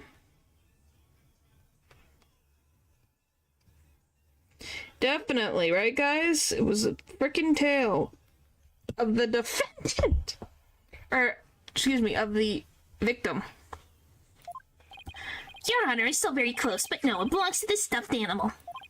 It's called the Phony Fanty, and a rather unpleasant name if you ask me. He's the mascot for a campaign to eliminate false evidence and false charges, is it not? Exactly, his motto is phony evidence is just trunked up. That's so wrong at so many levels. The Phony Fanty's tail is made of vinyl cloth, and we found something very interesting on its surface. The defendant's fingerprints. What? The Phony Fanty provided the prosecution with all the evidence we needed. It clearly proves that the accused handled the explosive. Eep.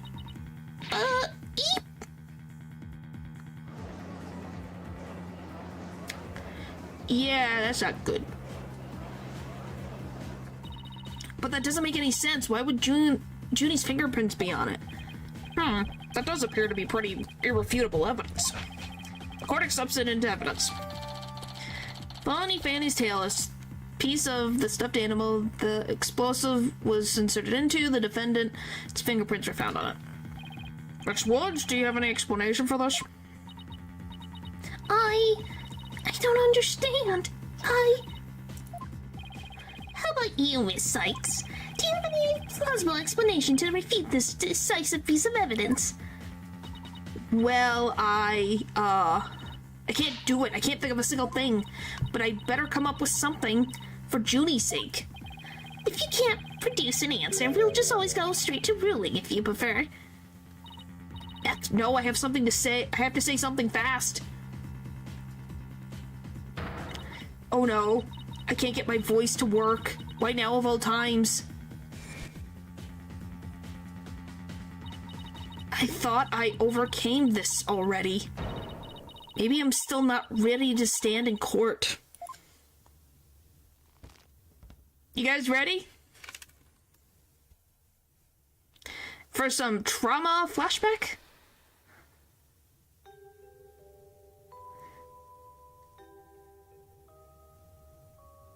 Wow, what the frick the hell? Huh.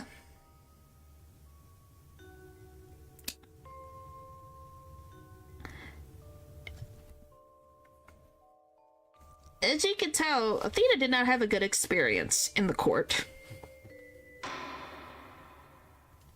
As you can see, there is no room for debate. Objection! Complete accent, wow. And look who's here. Why, it's you. He's here. Phoenix Wright. To save the day. Sorry it took me so long to get here, Athena. Apollo explained the whole thing to me over the phone. He asked me to come help you out in this place. Thanks for coming. I hate to admit it, but I was having a real rough time on my own. Oh, I didn't know. I don't know, I think you were doing just fine, all things considered. And you hung in there, giving me enough time to get here. Now let's turn things around. You got it, boss. Oh ho ho, look who showed up out of the blue. If it isn't Phoenix Wright, you always manage to surprise me.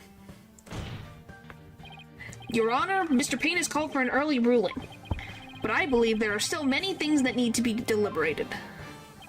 How did Miss Wood's fingerprints wind up on that stuffed animal's tail? How was the explosive even detonated? Until these questions are answered, I ascertain it's impossible for a ruling to be made. You are absolutely right. Let's continue from where we left off. I assume you have no objections, Mr. Payne. Not at all, Your Honor. Yep, he's here. Miss Woods really looks like she's having a hard time. Junie's really struggling, Mr. Wright. Oh my gosh. I get the sense she's afraid of the courtroom itself. Because of yesterday? Yeah, it was understandably very traumatic for her. Poor thing, and yet here she is, back at the courthouse again, being so brave. I'd like to make a request, Your Honor. If at all possible, I'd like to have Miss Woods rest in the lobby. Given the defendant's condition. Very well, I grant special permission. Such a lucky man. What about Tracy, by the way? I think she shows up in this game. Not in this case. I think she does. Been a second since I've seen some of it, but I think she shows up, maybe. You go get rest, Junie, and leave the rest to us. Okay, thank you. Sorry about this. Phoenix Wright. I've been looking forward to meeting you. It's been a while, Mr. Payne. You're more clueless than I'd heard. I do believe you mean, how do you do? Because this is a different Winston Payne. This isn't the Winston Payne we know. This is Gaspin Payne, the younger brother of Winston. For I am Gaspin Payne. I'm the younger brother of your long-standing rival, Winston Payne. What? Long-standing rival? When were we ever rivals, let alone long-standing? 'Cause he's been around so long. At the beginning of every game. Even in the past. So, yeah, he technically is. One of many. You'll see, Mr. Wright. I will cleanse Winston of the disgrace he met with at your hands. How much time has passed since Apollo's? It might be a year. I'd have to check.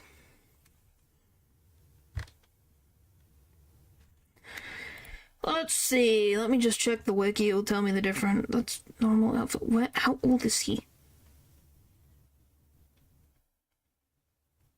You have to give me freaking join the Right Anything agency.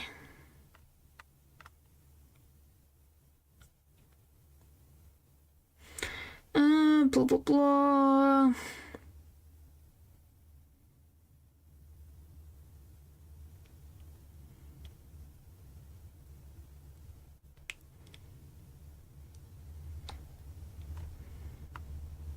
I think he was 22.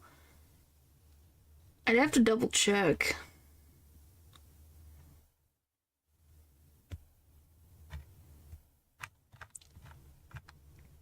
I think it's been a year. Let's see. 3 months later, blah blah blah.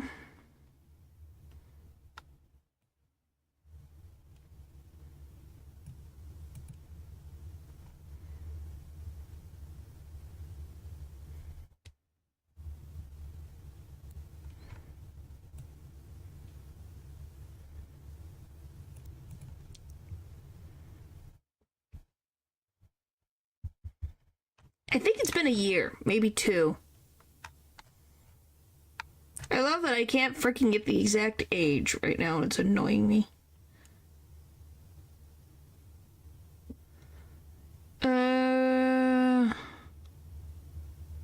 Yeah, we're gonna go with that. I think it's been a year. Not that long. Like a year or 2, maybe. Not too long.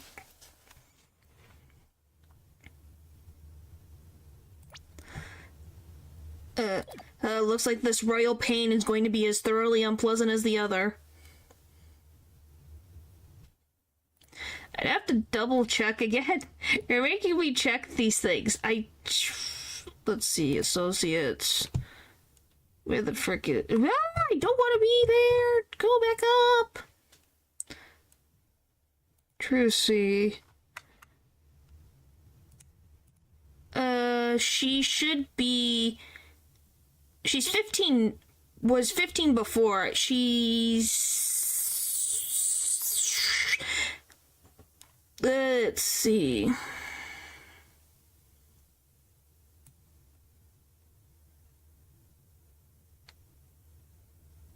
She's 17 now. So I think it's been... Because she's 15, 16, 17. So it's been 2 years. I don't know why I had to think so hard about this, but yes, we do see her.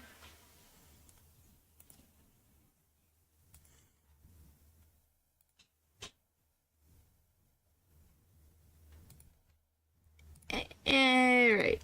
I completely forgot. It's been so long. Holy frick, it's been so long. Since I've seen this particular part where I'm like, oh yeah, I forgot about that case. I can't tell you guys anything, that's spoilers, but yeah. Tracy is in this game. Looks like this robe. Okay, we read that. Your Honor, the prosecution would now like to call a decisive witness to the stand. This witness will testify as to how the accused detonated the explosive in the courtroom. Very well, please call your witness, Mr. Payne.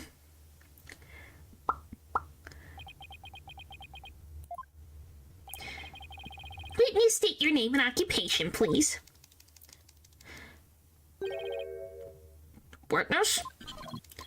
Name, Ted Tonate. Occupation, explosive disposal specialist. Oh my, what a strange robotic voice you have. Speech synthesized via typing. It is the same as me talking.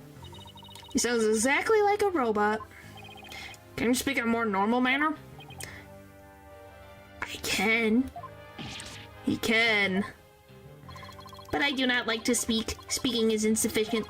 Energy expenditure, speaking more than typing. Understand?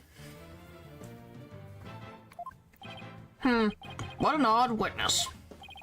Really, that's the weirdest witness you've seen yet? Goodness, Judge, you haven't seen anything. Mr. Tony was in charge of the explosive for that trial. Was there when it went off. An explosive squad specialist, do you have any relation to the victim? Negative. I first met the girl while on this job. Many people are employed by the police. I know only a fraction of them. Where have we seen this guy before? Yeah, I wonder.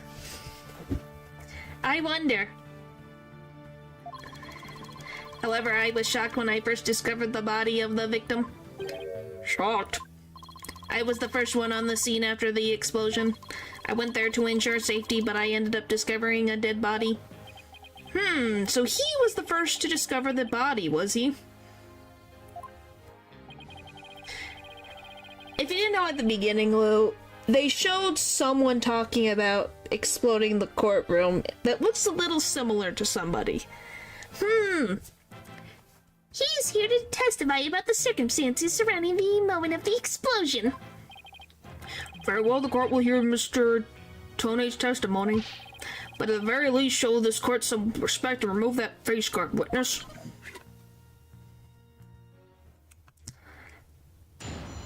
Witness testimony. When the explosive went off, the bomb was originally disarmed by me, then transported here as evidence. Explosive name HH3000, operated by timer or with a remote. I was watching from the gallery when I suddenly became alarmed. I saw that the explosive timer was counting down. It's not fair, I missed it. What do you mean, not fair? You disappeared. So even though the explosive was supposed to be disarmed, it somehow got switched on? Precisely. Activating the timer is very simple. One, connecting wires, to switch on timer. A monkey could do it. I am sure even you would be able to, Mr. Wright. I guess this makes you the blue monkey in the spirit of fun, boss. Ahem. Now I'd like to begin my cross-examination. Huh? Okay, you guys can say that. Mr. Tony, what is that? HH3000, aka an explosive. An explosive? Goody googly mooly. Ah! Mr. Tonate, I demand that you disarm it this instant. Disassembly complete. 5.3 seconds. 0.2 seconds short of my personal best. You trying to give me a heart attack? I'm not exactly a spring chicken, you know. This is an exact replica of the HH3000. It is used to practice disarming explosives. Disarm equals success. Explosion equal failure. An exact replica of the explosive that exploded, is it? So that's what it looked like? I submitted a photograph of the real explosive taken just before the trial. Dimensions: 10 by 10 by 10, weight 100 pounds, a perfect replication. The explosive does appear to be a very good copy indeed. Yes, however, I could not replicate the detonation mechanism. It has a very puzzling wiring setup. It is regrettable I could not replicate it. Witness, that is enough. There's no need to replicate anything here. HH3 explosive added into the court record. And now if the defense would begin their cross-examination, Where has Miss Sykes gone to? Athena, you can come out now. Okay, Mr. Wright, let's get to work. I guess you were pretty scared, huh? What? I don't know what you're talking about. She was about to bolt. Hey, put a sock in it, widget. As transparent as ever. Now let's see. Where were we? We were at the cross-examination. Oh, cross-examination, of course. She seems disoriented. I wonder if she's alright. Maybe I should ask Athena if she remembers how to cross-examine to help her focus. Yeah, she'll be fine. Yeah, no need for that right now. She'll be fine. I'll do everything I can to help.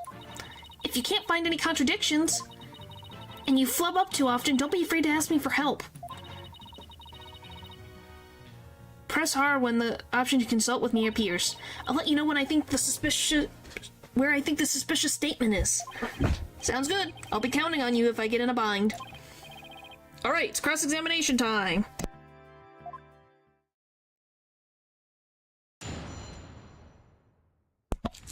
So yeah, what do you guys think of Gaspin Payne?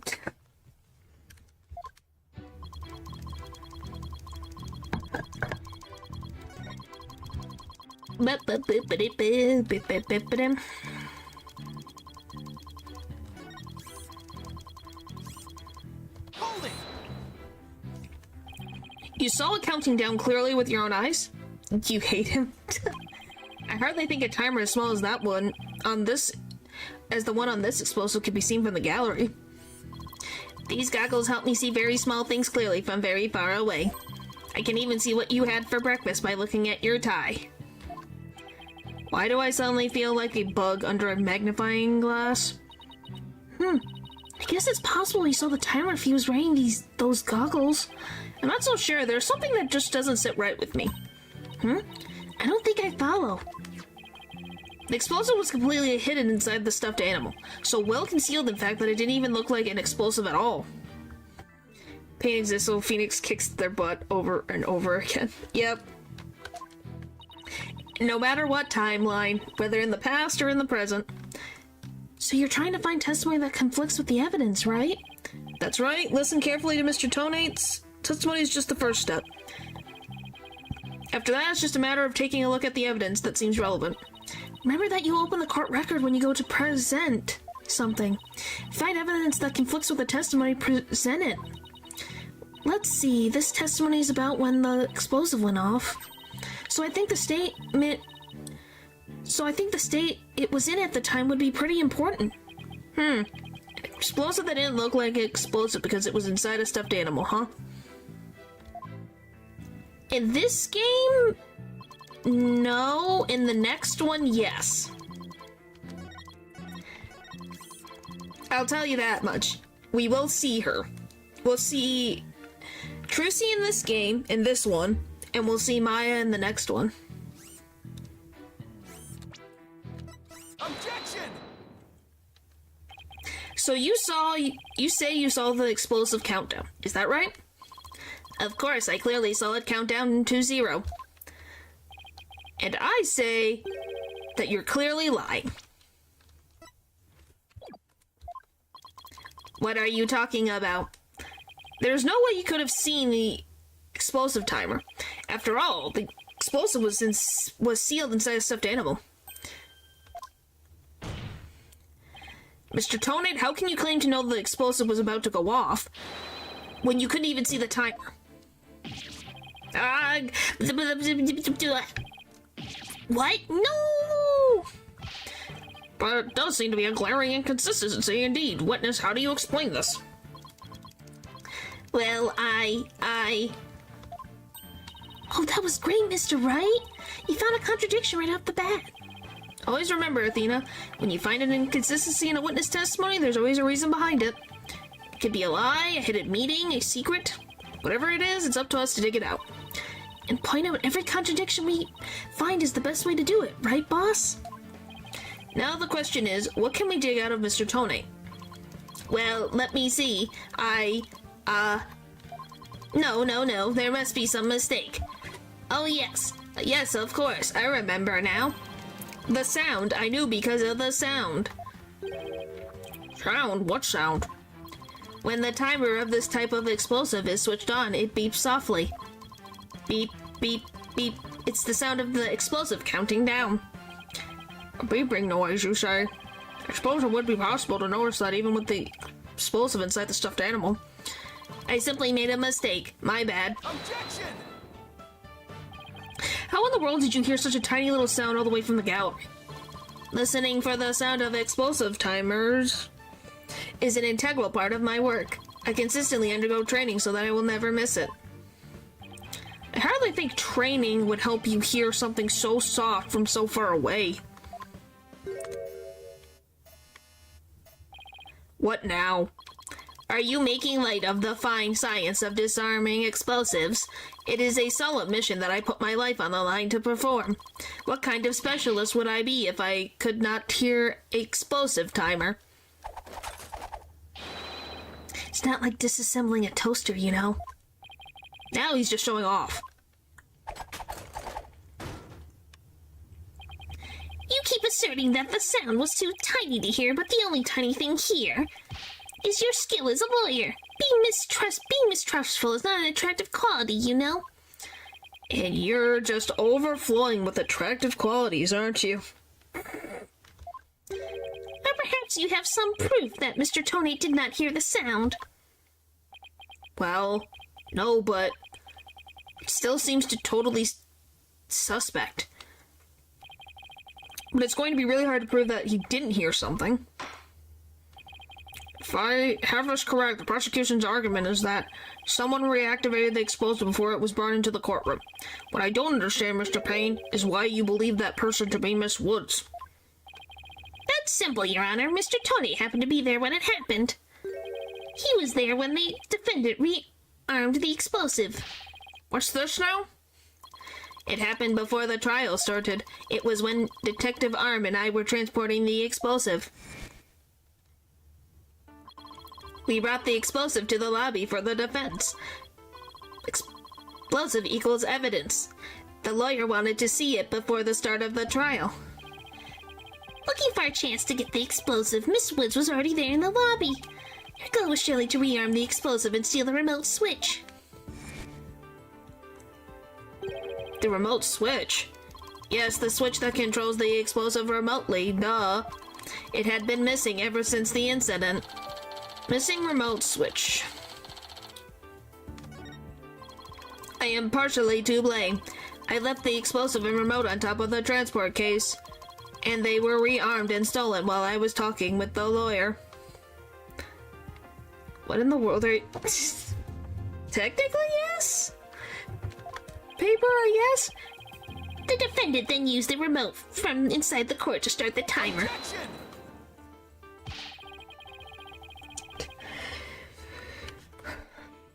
I'm saying technically I did earlier with a bunch of How can you assert so unequivocally that the explosive was rearmed in the lobby? The explosive was safely secured in the transport case. The only time it was outside of the case was in that lobby. Therefore, that was the one and only opportunity anyone had to meddle with it. Well, thanks for stopping by, Paper. Have a good night. Alright. Someone other than Mr. Tony could have opened the case and taken the explosive out. Impossible. The transport case is assigned exclusively to me. Do you see this number here? That is my identification number. And I have the only key that can open the case.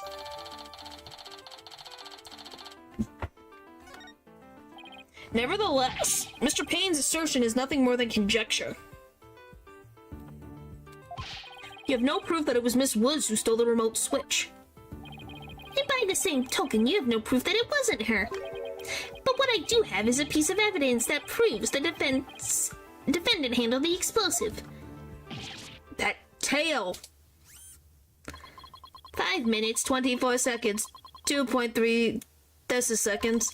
The defense's advantage lasted a mere 5 minutes. Ark, talk about a rotten hand.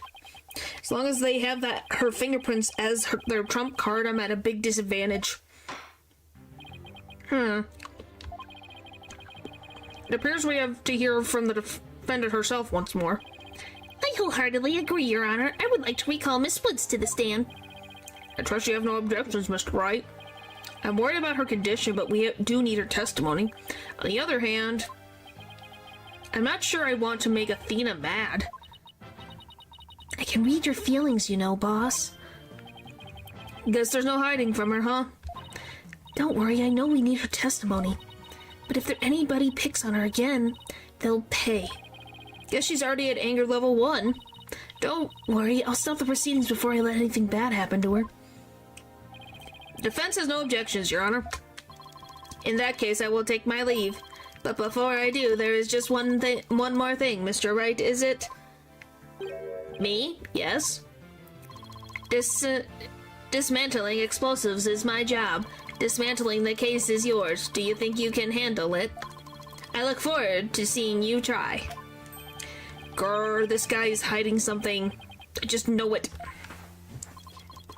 Now, if you'll excuse me. He'll be back. Ryla, please go out to the lobby and bring the defendant back. She's doing so well. Junie. Hi, Athena. She looks even worse off than before. Don't worry, Junie, we're here for you. Thanks, Athena, and I'll do my best too. You blew up the courtroom because you bear resentment against the courts, correct? No, of course not. What's that you say? I can barely hear you. I haven't done anything wrong. This prosecutor's scary. Objection! What an impudent little girl. Stop acting innocent and tell the truth. This is getting ugly.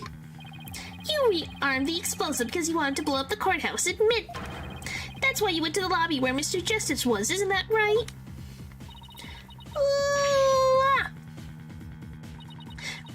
Mr. Wright, can I go get that prosecutor a smack? What? Of course not. Do we have to review courtroom manners 101 again? Can't let a creep that hurts innocent girls like this off so easily. I haven't forgotten about how he treated you. Don't worry about me, just tell Junie.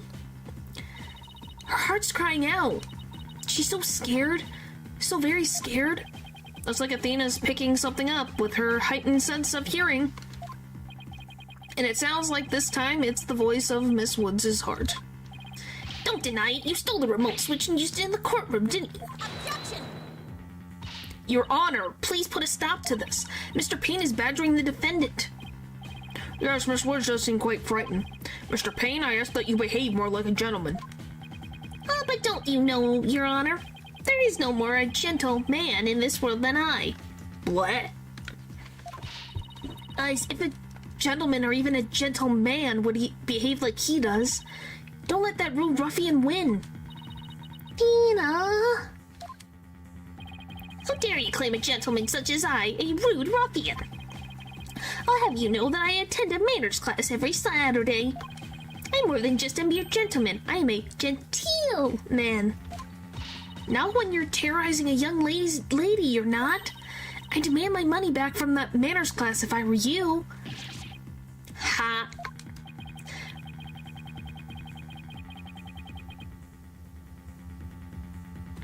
I should probably be the adult here and stop the two of them, but...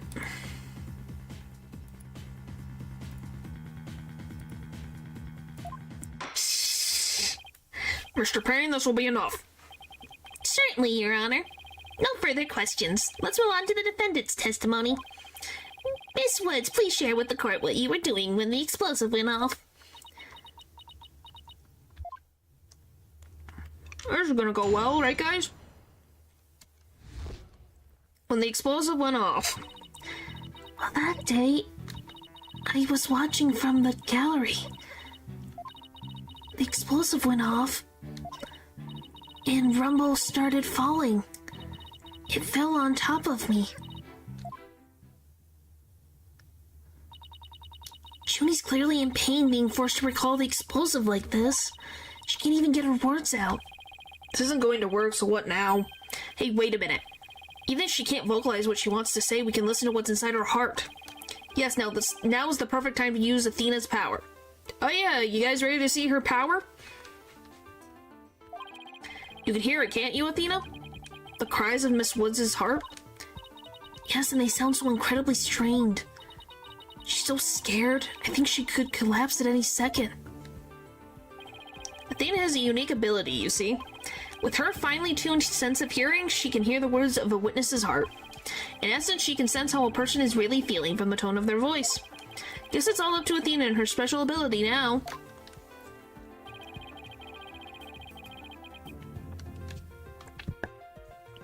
Athena, I want you to use the analytical psychology you studied and listen to the testimony of Mrs. Wood's heart. Okay, boss. I'll give it a go. After all, this whole reason I put all that effort into studying analytical psychology. Of kids, let's do this. Here we go. So your hologram thingamabob can show us how Miss Woods is feeling, right? In a nutshell, yes. The emotions and images that I picked up on just now while listening to her testimony, I can enter all of that into Widget and use the mood matrix to analyze them. Oh, hello.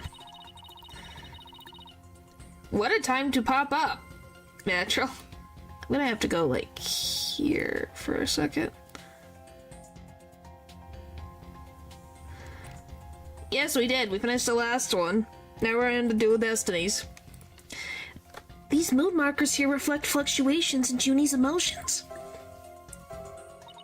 When she's feeling happy or is enjoying the memory, the happy marker will light up. Hi, Kay. Hey, if you're busy, you're busy. Why the convenience this time? Huh? Can you repeat that sentence?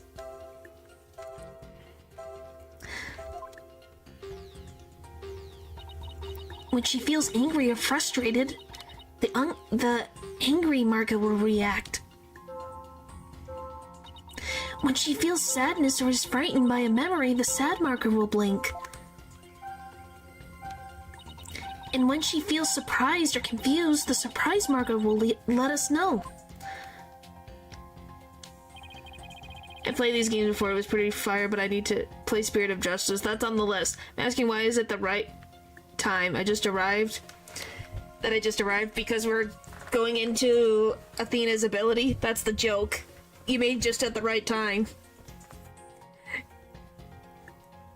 Because we're going into Athena's ability.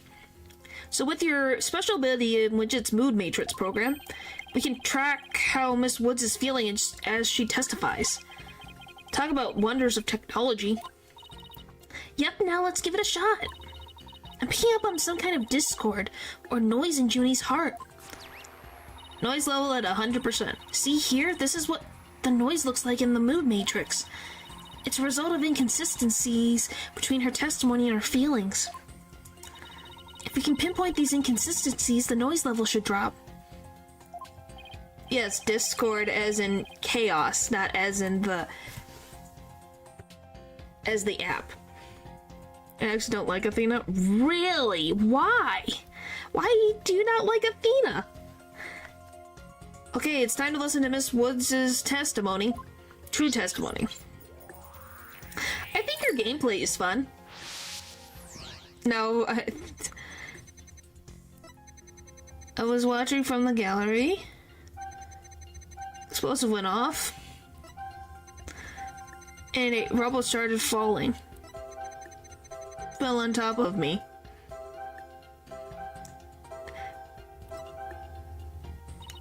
I think I have a good grasp on Junie's emotional state now. This power of Athena's is incredible.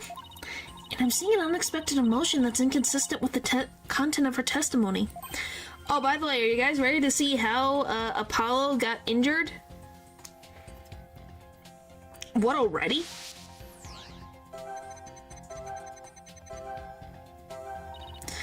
Look at this. When she says it fell on top of me, the happy marker is reacting. Well, look at that. That is odd. There must be a reason for this contradictory emotion. We just need to do some digging. When you find an unexpected emotion, you'll first need to pinpoint it, and then select the unexpected emotion or reaction from the 4 mood markers.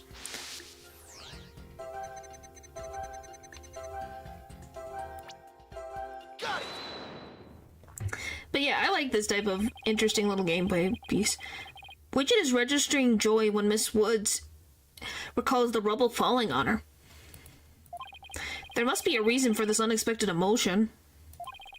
Miss Woods, as the rubble was falling, was there also something that made you feel happy? What? Mr. Wright, the feeling of happiness is spread throughout Junie's heart. Keep going on this point. I bet Junie will start to calm down. Great, let's hear what she has to say. Just as I was about to escape the courtroom, the explosive went off. I was so startled, I tripped. And then the rubble started falling on top of me. I really thought I was done for. But just then, Apollo came and rescued me. Apollo? He used his own body to shield me from the rubble. So that's when he sustained those injuries. Yep, that's how Mr. Apollo Justice got injured. He saved a girl's life. Who, if you couldn't tell, has a very big crush on him. And I mean a big crush. How do you feel, Junie? Did talking about Apollo give you some courage? Yes, Apollo is just like the sun, strong and bright and warm. How savory, sweet. And just talking about him makes me feel like a leaf undergoing photosynthesis. And see, your coughing stopped all of a sudden. Oh, you're right. Thank you, Athena.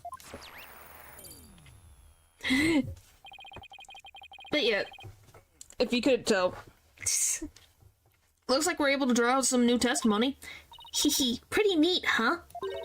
But there's still some noise left, meaning there must be some discord in Junie's heart. I guess we'll have to keep going then. Let me input this new information and update the mood matrix and we'll be good to go.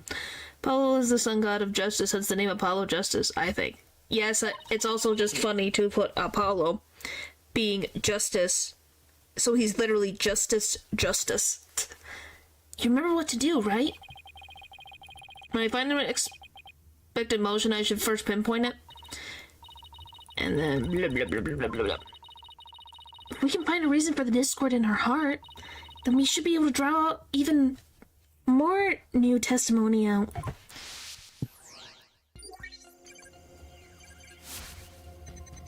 Tried to run, but I was too slow. Before I could get away, the explosive went off. I was so startled, I tripped, then rubble started falling on me. I thought I was done for. But then Apollo came and rescued me.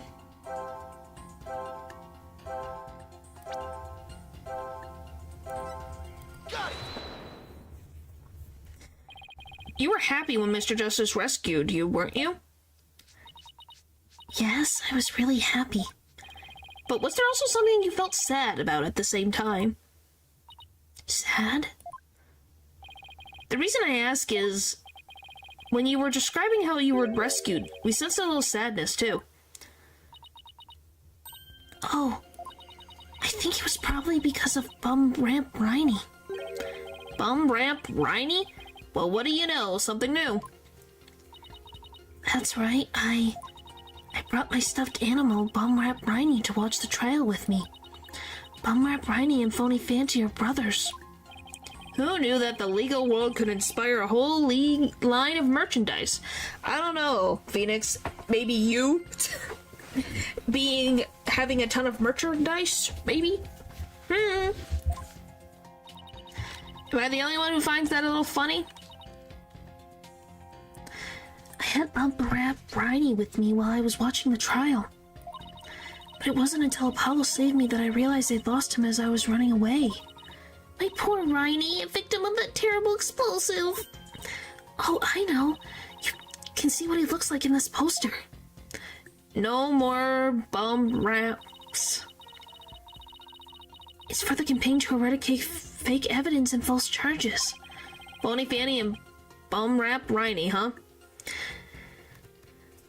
Yeah, it is a fun game. I'm excited. Nothing against the campaign, but why elephant and rhinoceros? Because... Mr. Wright, I don't sense any discord in Junie's heart anymore.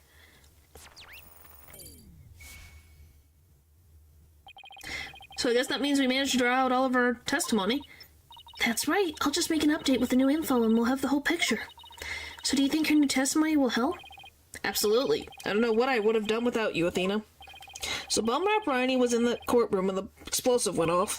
Now that we know that, it changes the meaning of that other piece of evidence. All I have to do is present it at the right statement.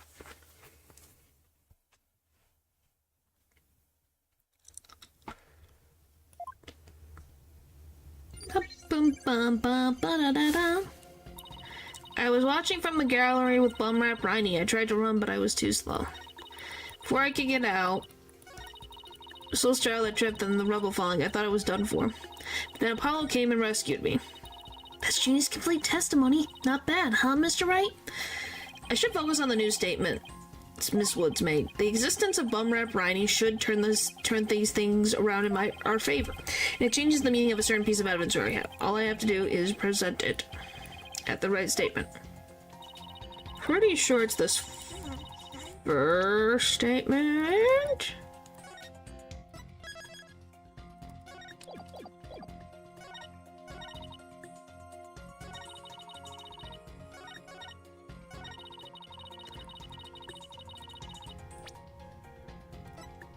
Objection!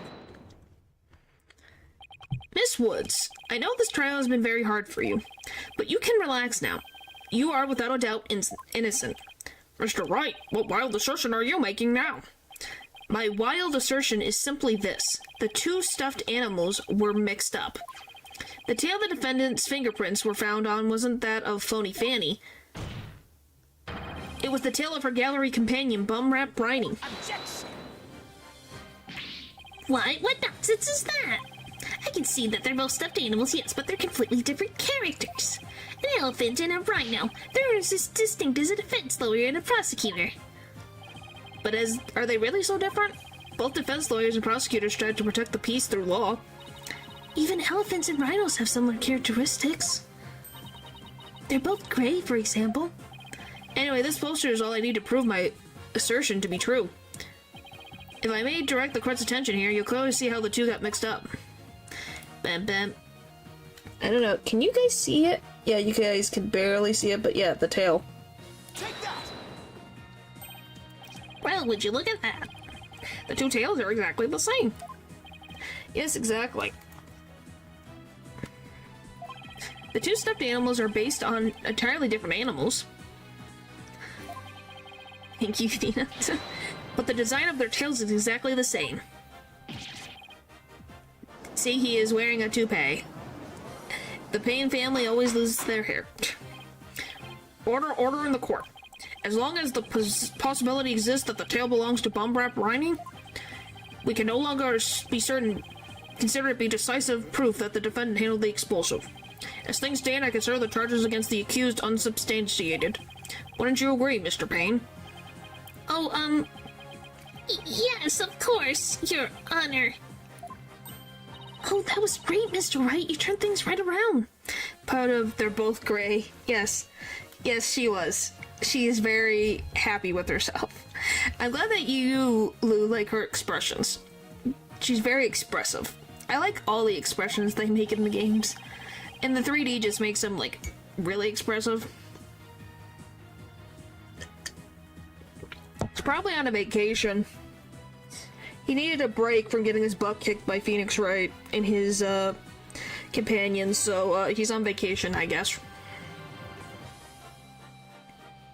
So good. Yeah, it's not over yet, but at least we managed to hold out this long. I believe that brings our proceedings for today to a close. Mr. Payne, I'm afraid you have some serious investigating ahead of you. Yes, Your Honor. Very well. Let us reconvene tomorrow. Court is adjourned.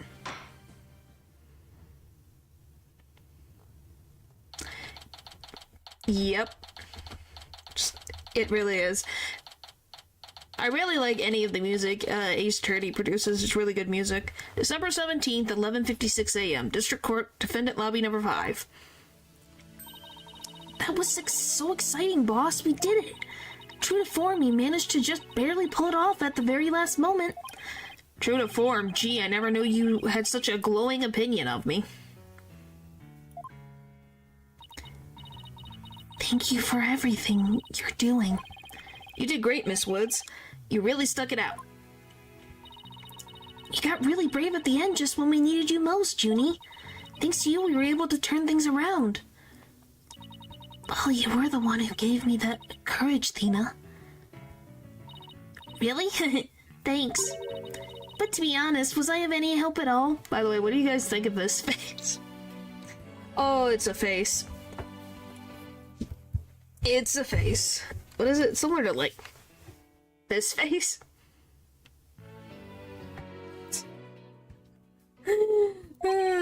Of course. Without you, we would have never gotten out of that tight spot. That's good to hear. I may still have a lot to learn, but you can bet I'm going to give it my all. It'll be so good that one day you can call me your partner. That's what I like to hear. Analytical psychology. That ability to solve the riddles of a person's heart. Thena's true potential is beginning to really shine through now. Hey, where's Apollo anyway? Good question. I almost forgot about him. I assumed he'd still be here in the lobby. Oh, I know. Maybe he's still in courtroom number 4. Courtroom number 4? What would he be doing at the scene of the explosion? When I came out to the lobby to rest, I told Apollo about Bump Riney. Told him I dropped Riney in the courtroom and I was trying to escape.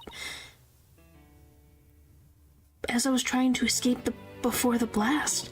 And then Apollo said he had an idea where Riney might be, so we went to take a look together. Or affirming? Yes, that's what he's doing, I guess. I guess Apollo can be pretty nice when he wants to be. So you went looking for Riney together before you were called back into courtroom number 5? Yes, I had some time to rest, so I was able to go and look for him. But then they called me into courtroom number 5 to testify. Apollo insisted on staying there, though. With all those injuries, I wonder how he's managing. I think Apollo might have figured something out. Wonder what it was. He told me I'm going to look for evidence to clear your name, Juniper. Just maybe he found some new piece of evidence? Well, technically he did. Are you guys ready to see that evidence? Anyway, we better go and get him. Good idea. December 17th, 12:11 p.m. District Court. Courtroom number 4. Where are you, Apollo? Trial's over for today. Come on, I know you're... Yeah. No. He became the evidence.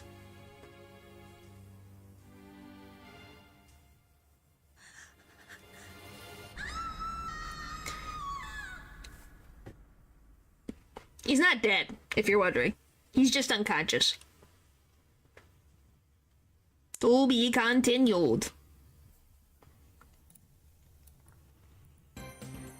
Right now. But yeah. Look what they do to... Yes, they did. He got injured, and now he got a concussion. Probably on top of another concussion. December 18th, 9:34 a.m. District Court, Defendant, Lobby number 5. Yes, Val? This is exactly how I envisioned the second day of the trial to start. But given how things ended yesterday... Phoenix's son, no. Good morning.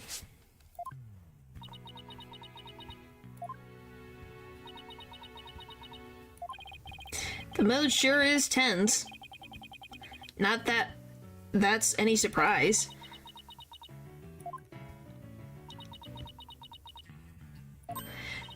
Oh, hey, did you read the paper this morning, boss?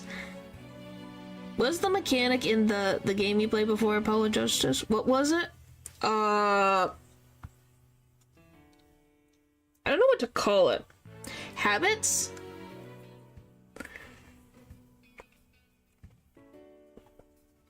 You're looking for people to do, like, habits?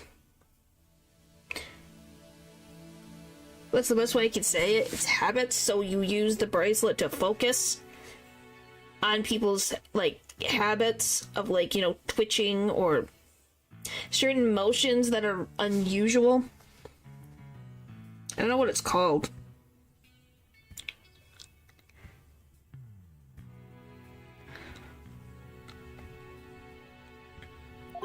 Huh? The paper? That came out of left field. You didn't read it? Then you don't know the big news. Somebody spotted an abominable snowman way up in the mountains before the Apollo won the game with Van Zeeks. Oh. Oh, the game before you played Apollo. Oh. What was it? Oh my gosh. It was called, I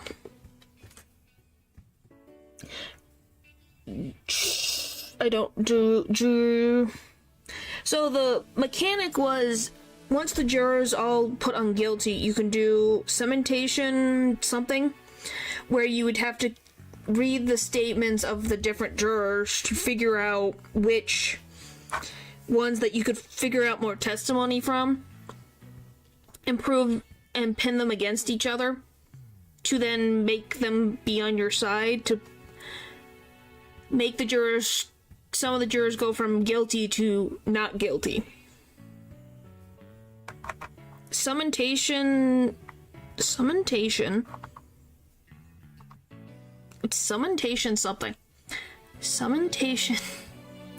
What is the freaking thing? Great Ace Attorney. Game. With the cementation.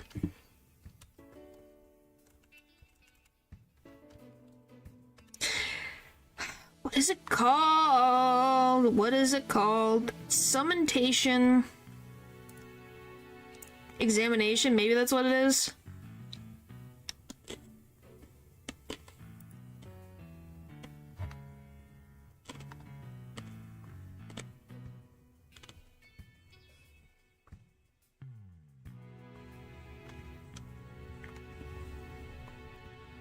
Yeah, cementation examination. Yep, that's the word.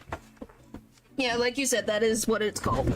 Yeah, you look at the jurors and you figure out which ones that you can pin against each other.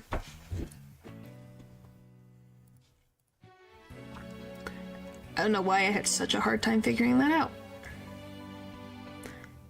But yes, that one. Tell me you know the difference between a paper and a tabloid, Athena. It might show up in the forest where you live, Junie. So you better watch out, okay? So we have the, psych locks with Phoenix. We have the habits looking for habits with Apollo. We have looking for dealing with emotions with Athena. And then Ryunosuke is freaking pinning people against each other from the jury. But yeah, summontation examination.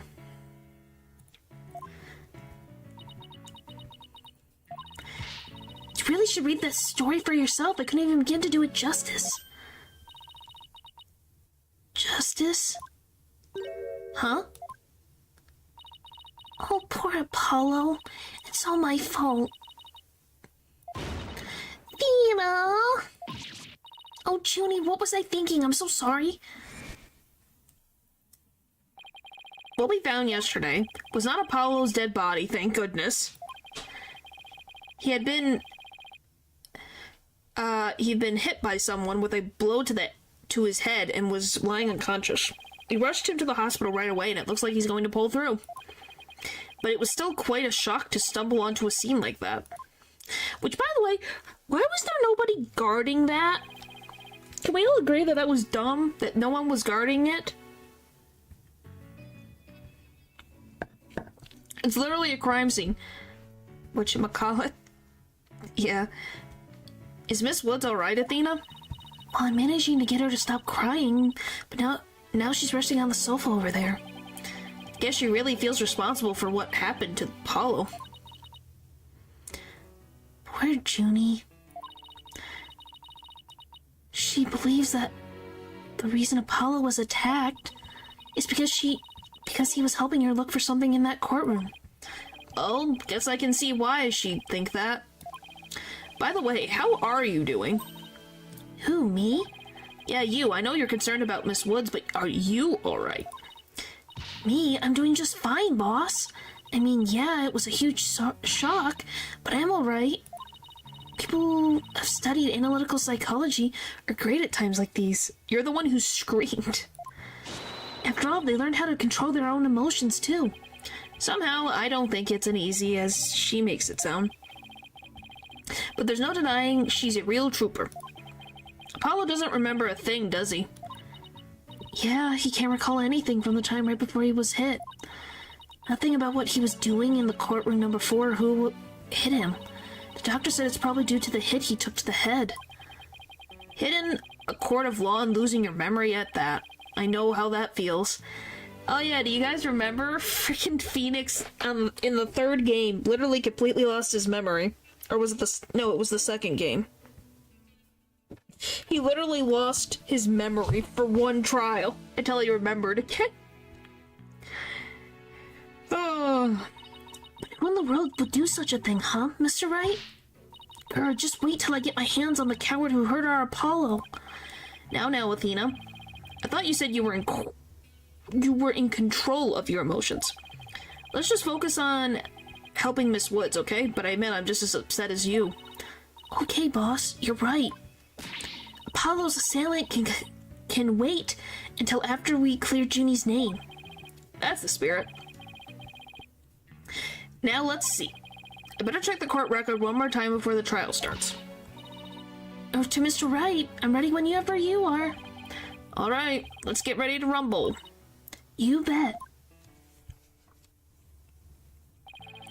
With everything that happened with Apollo, I didn't have time for a proper investigation.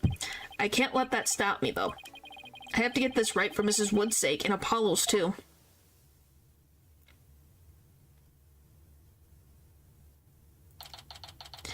December 18th, 9:50 a.m. District Courtroom number 5. Day 2, court is in session. All rise. Court is now reconvened for the trial of Juniper Woods. The prosecution is ready, Your Honor. The defense is also ready, Your Honor. Now then, I believe I instructed the prosecution to further their investigation. Were you able to locate the remote switch in question? I'm afraid the remote switch is still missing, Your Honor. I must say I'm disappointed, Mr. Brain. Not angry, just disappointed. He sounds like a disappointed father. Oh boy. Oh boy, oh boy. I apologize, Your Honor. Aha! Looks like the prosecution is just as unprepared as I am. I wouldn't say that, Phoenix. I wouldn't say that. There is a separate matter, however, that I would like to bring up during this trial. Separate matter, you say? And what might that be? I assume you are aware that another incident occurred during yesterday's trial? I'm speaking, of course, of the injury on Mr. Justice in the ruins of courtroom number 4. I think I remember that being a thing. I don't really play it, but I've heard it is, if I remember.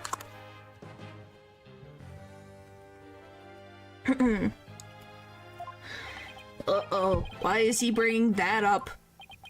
Here's what a truly harrowing experience it must have been, poor Mr. Justice. At the time of the attack, Mr. Justice was not alone. He was with the defendant, Miss Juniper Woods. He isn't going where I think he's going with this, is he? Of course he is. He's a pain in the butt. The prosecution wishes to indict Miss Woods on the charge of Mr. Justice's injuries. Oh boy. Order in the court. Mr. Payne, this incident under deliberation here is the courtroom explosive. The hit on Mr. Justice had nothing to do with this trial. Oh, but I believe there is a connection between this case and Mr. Justice's injuries. Please take a moment to consider these facts. Both events occurred in courtroom number 4. This is the location in courtroom number 4 where the unconscious Mr. Justice was discovered. And as you can see, it's quite close to where Detective Arm's body was found. Well, first of all, that's a coincidence on its own. 2, just to say, oh, well, because she was under suspicion, she of course did it, and everyone goes, huh? Because we all go, what do you mean?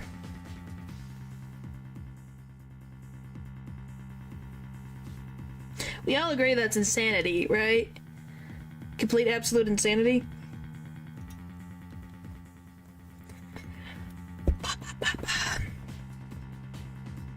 The question is, why did the culprit feel the need to maliciously attack Mr. Justice?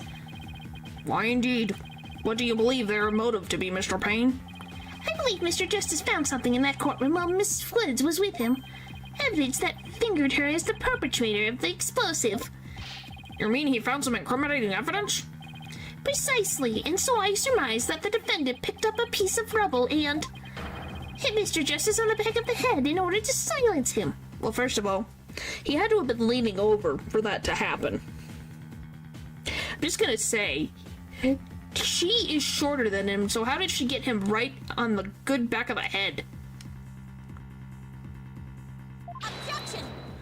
It's not impossible, but definitely would be like more like here than right here. Junie would never do such a thing. She was devastated when she found Apollo hurt like that. Miss Sykes, please control your outburst. It is the prosecution's belief that by deliberating on Mr. Justice's attack, we will draw even closer to the truth of the courtroom explosive itself. Very well. Miss Woods is hereby officially indicted on the charge of attacking Mr. Justice. What? Why are you listening to Mr. Toupee over there? Although, considering our conversation yesterday, I think Apollo might have figured something out. I wonder what it was. He told me, I'm going to look for evidence to clear your name, Juniper. Maybe the two incidents really are related after all. They are.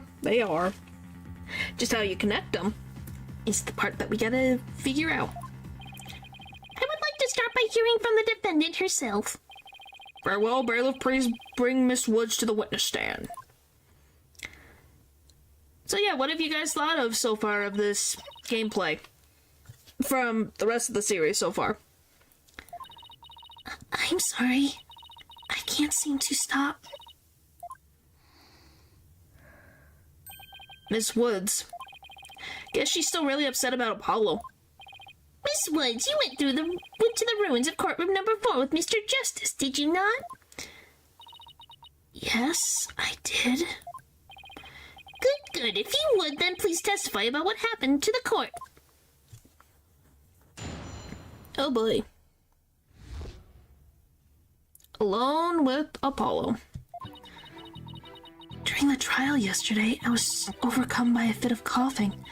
Apollo stayed with me and we went to the courtroom ruins together. But then I was called back to this courtroom to give testimony. Apollo insisted on staying behind in courtroom number 4. I swear I didn't attack Apollo. Why would I ever hurt such a kind person? So Mr. Justice stayed by your side while you were feeling unwell. What an admirable young man. I thought his loud voice was only his own outstanding feature. Wow, I see how you feel about him, Mr. Judge. He may look like an imp at times, but Apollo can be really nice too. Hope she didn't hurt her wrist backhanding that one out. But one has to wonder, why did Mr. Justice stay behind in the ruins? I think Apollo might have figured something out. Something? What kind of something? Something to do with the courtroom explosive kind of something, I think. Oh, no evidence for the case, was it? Now that's a very big kind of something indeed. Bum. I believe so. He mentioned looking for some evidence while I was called away. Objection! Just as I thought, there is a connection between the two incidents. But the defendant had told a very big lie, Your Honor. What lawyer's that? When she learned Mr. Justice would be looking for evidence, she attacked him. She attacked him to give herself the chance to destroy that evidence. No, I never... Which, by the way, if she really was the culprit, why would she go alone in a room and tell everybody, oh yeah, I went with Apollo to the courtroom? Why would you say that? Why would you say that if she was guilty? Miss Woods repaid Mr. Justice's kindness with violence. We found proof of her foul deed there in the courtroom ruins.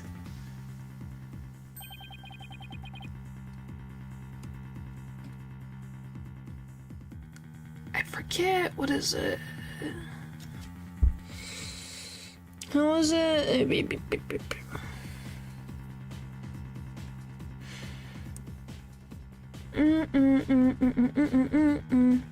I'm trying to remember how a specific thing gets solved. Oh, my brain.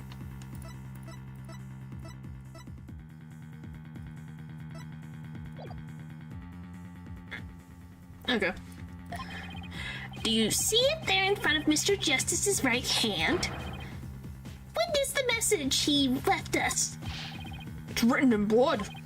W-O-O-D-S. Why isn't that? That's right, Your Honor.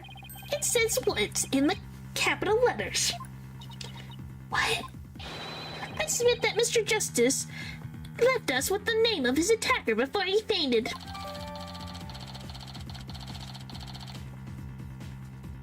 Probably shown collapsed on the floor. The bloody writing is also visible.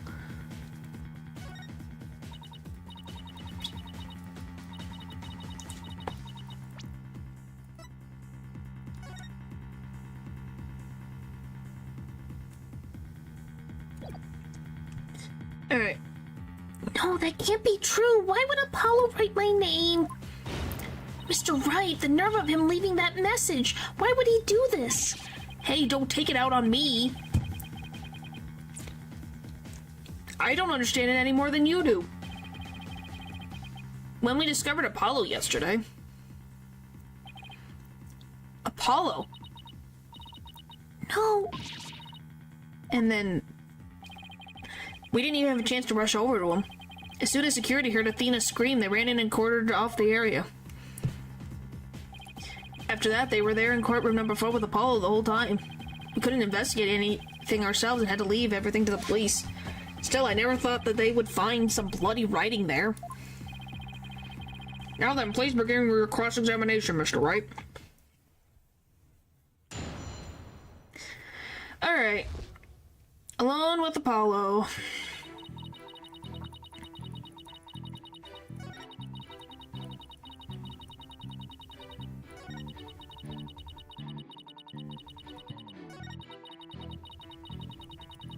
Hold it! Alright, let's try. I better not ask her about Apollo. I know. I'll use some small talk here to get her to relax a bit. Do you have any hobbies, Miss Woods? Hobbies? Oh, well, I love growing vegetables in my garden. And I love to knit. I like sewing, too. I made this outfit myself. Keep it up, right? It's working. Which, by the way, she made a very pretty outfit. Now ask her if she has a crush on anyone. Ahem, so, is there anyone in particular you like right now? Objection! Mr. Wright, is that a question even remotely related to this case? To this case? Not really. Mr. Wright, you will refrain from asking questions unrelated to the case at hand. Sorry, Your Honor. -1 to brownie points. Well, technically, if we show that she has a crush on him, wouldn't that show that she wouldn't be wanting to hurt Apollo? Miss Woods, please continue with your testimony. I believe you were telling the court about your attack on Mr. Justice. Because, yeah, wouldn't you want to show that she's not would want to harm him? Oh, no, go back. Hold it! Why exactly did you go to the courtroom ruins? We went to look for my medicine. To stop my coughing. Your medicine? Why would your medicine be in courtroom number 4? I dropped it in the heat of the moment. Bumrat Briney. He was keeping my medicine safe for me. He has a little compartment that I can put things in, you see. Sheridan, because she's a hunter. You'd have to prove that. But why would she do that? Like, even if she was a yandere, why would she do that then? If that was the case, wouldn't she have then taken him away? Why would she leave him in the courtroom? And Phony Fanny has the same type of pocket. That's where the explosive was inserted. I had to put my medicine... I had put my medicine for my coughing fits inside Bumrat Briney. When I told Apollo about it, he said he'd help me go look for him. There was so much rubble in there. I was worried, but... there was no rubble or anything in front of the witness stand. So when we got inside, Apollo went straight there. It started looking for my Riney in that area. Name next to him in case the concussion made him forget who did it. How weirdly specific. What a weird thing to ask of someone. It was so nice of him to do that for me, in spite of all of his injuries. Apollo is strong and kind, just like the trees of the forest. The way she makes him sound, you'd think Apollo was some kind of ancient god. Oh, wait. So that's why you went to the ruins. I see. That seems to be quite an important fact. Please add it to your testimony, Miss Woods. Apollo started looking for Bumrat Briney near the witness stand, where there was no rubble.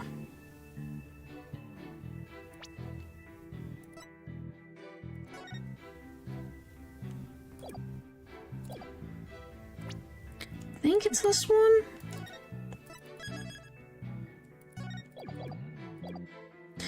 Objection! Okay.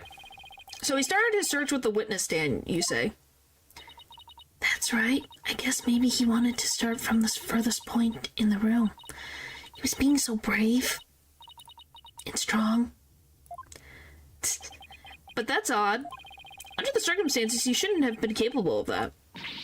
But he was, and he still is. You might not look it, but he really is brave and kind too. No, that's not the part I'm finding fault with. Someone has a crush on Apollo. What you're claiming is something that no one should have been able to do. But I think that anyone can be brave and kind if they wanted to be, Mr. Wright. True, anyone can be brave and kind, but if you would please take a look at this diagram. With the courtroom in the state, how was it possible to walk up to the witness stand?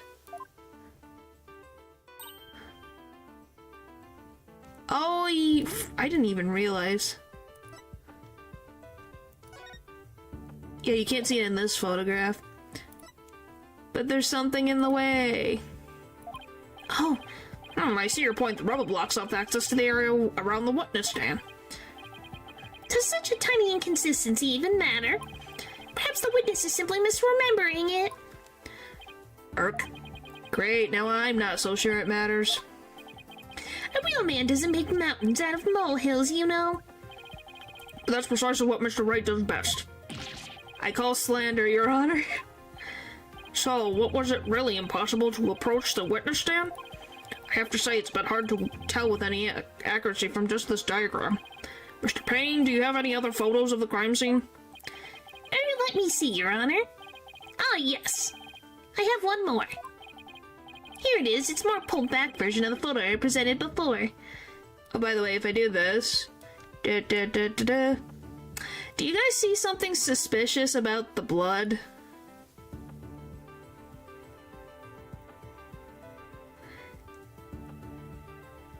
Just, putting that out there.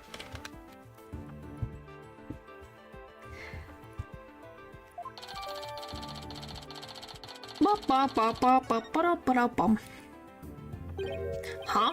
What's that hunk of metal on wheels? Mr. Payne, is that metal object in the photo of Mr. in that photo of Mr. Tonate's explosive transport case? That's right. Is there some problem? Oh yes, that transport case was there. Transport case was there in the courtroom number 4 when the explosive went off. It must have been there ever since. Oh, that's it. Miss Woods, have you remembered something? Yes, I just realized. Its position. It's different from before. Its position? The position of what? The position of that big metal thing. The explosive transport case? Yes, when Apollo and I went there, it was in a different place. Where the case is in the photo was open space, so it's easy to search the stand. I see, so where was the transport case when you and Mr. Justice saw it? As I recall, I think it was more to the right. To the right? Then that means... in that case, the case was over there at the time of Apollo's attack. Who cares where the transport case was when? What difference does it make? It has nothing at all to do with what we were talking about. Objection! It does, actually. Where the transport case has everything to do with this discussion. In fact, it's so important that it's enough to turn the prosecution's argument on its ear. What? Well, that certainly sounds very relevant indeed. And you sound as though you know where the case was at the time of the attack. Yes, Your Honor, this diagram represents the crime scene as shown in the photo.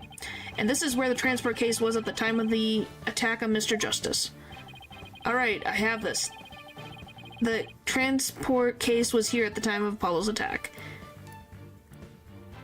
A boop and a boop. No, go there. Button.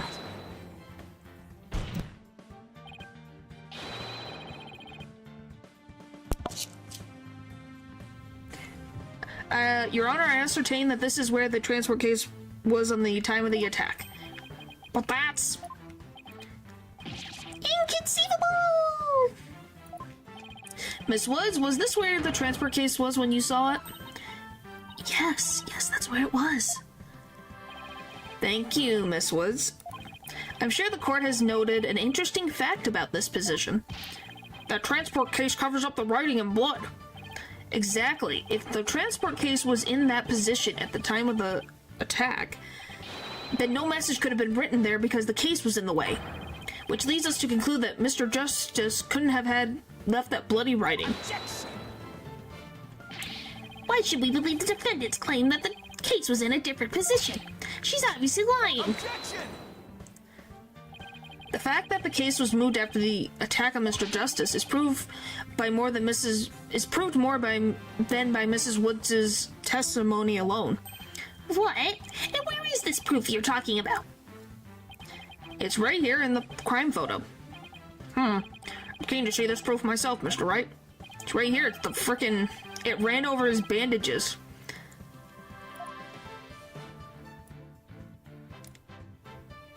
Take that! Please take a look at the mark that runs over Mr. Justice's bandages here. I see it, but what is it? This mark was made by one of the casters from the transport case carrying the explosive. As the case was moved, it ran over his bandages. In other words, the transport case was originally to the right of Mr. Justice. Then after Mr. Justice was hit, the transport case was moved. What? Just as Miss Woods said, the case was covering the writing at the time of the attack. Therefore, it was impossible for Mr. Justice to have left that message in blood. Not dying message. No! You did it, boss. It was a real nail biter, but you pulled it off. Yep, that should bring down the prosecution's claim like a house of cards.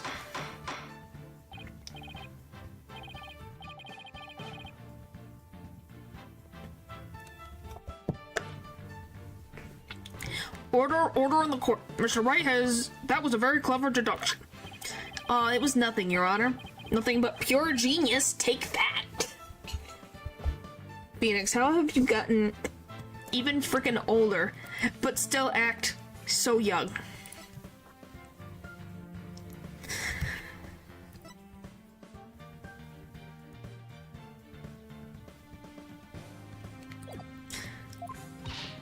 Boss, I'm sensing a definite smug and bragging vibe coming off you. Ugh. I have just one question, Mr. Wright. Yes, Your Honor? If Mr. Justice did leave this message in blood, then who did? Huh? What?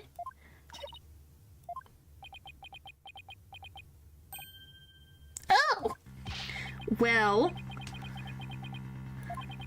looks like I should have taken that train of thought through to the last station. Well, I've heard a lot about this. So this is Mr. Wright's famous bluffing technique, is it?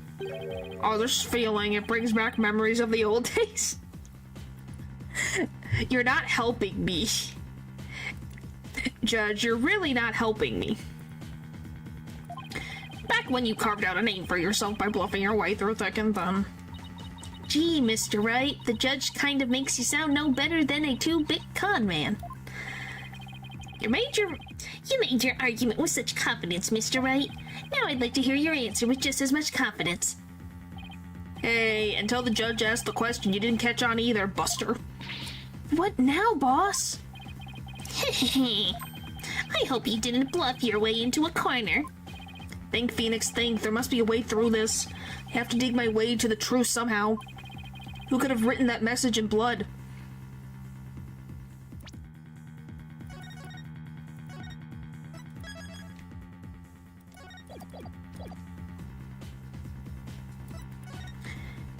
I think it was...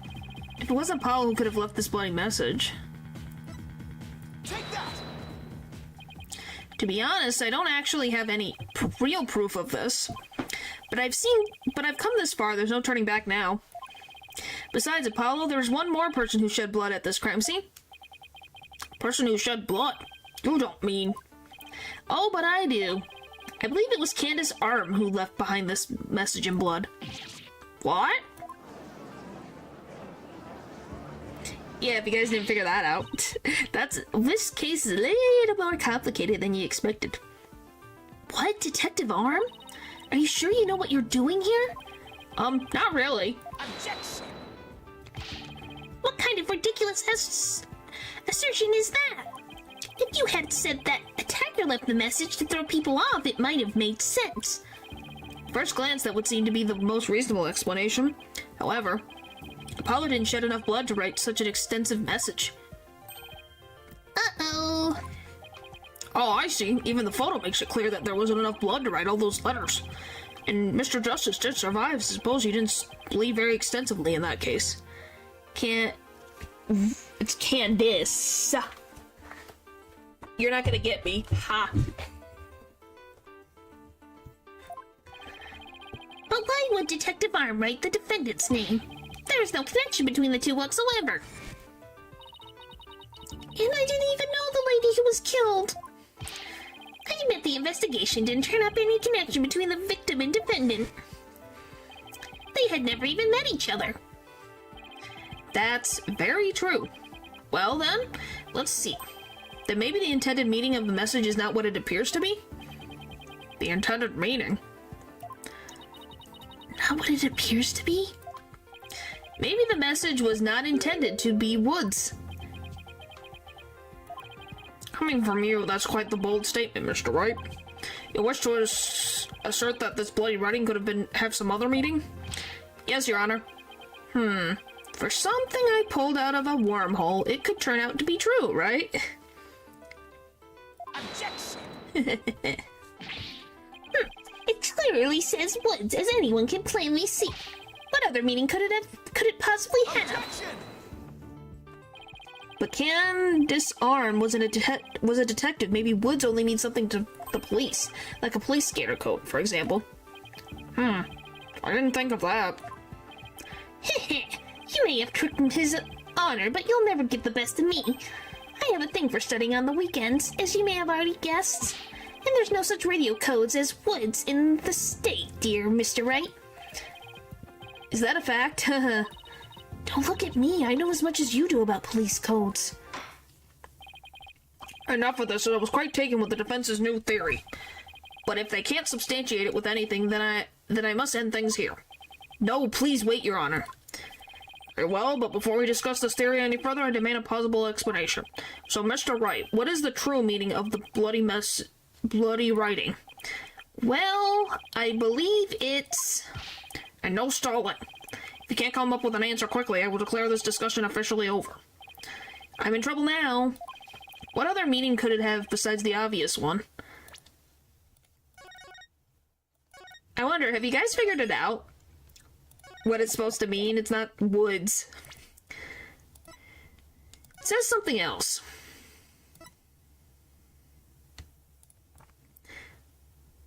It says something else. Maybe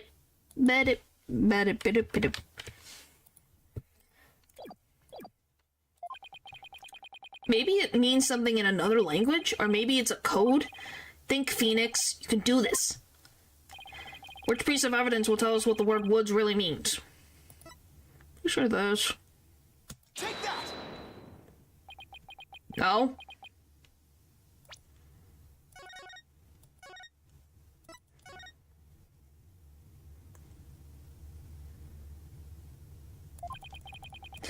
Okay, then it must be the other thing.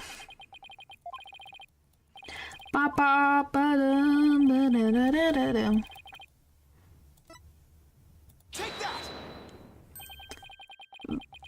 The explosive transport case? I've had about it up to here with your shenanigans, Mr. Wright. Take a closer look at the numbers on this case, Your Honor. L10015R. Does this string look vaguely familiar?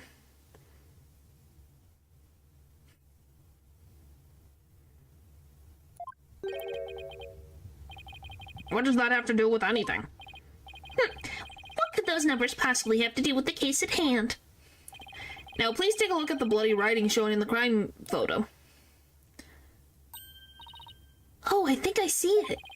That a girl, that's one on my side. It says Woods. Or you could say it's a horse of a different color, Your Honor. The first character isn't a W, it's actually an L and a 1. The next two are zeros. Oh my goodness. The true meaning behind the bloody writing isn't Mrs. Wood's name.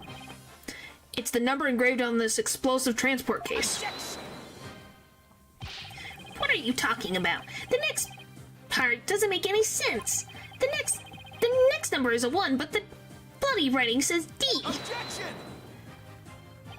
But the number on the case and the bloody writing can be made to match up quite easily. This is how the numbers on the transport case can be made to match the bloody writing. Get it to erase 2 lines, I think.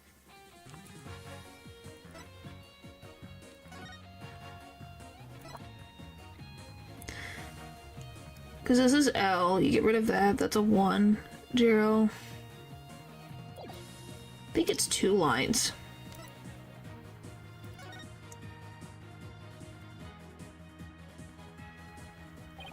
Please erase the 3rd downward stroke of the W and the curved parts of the D.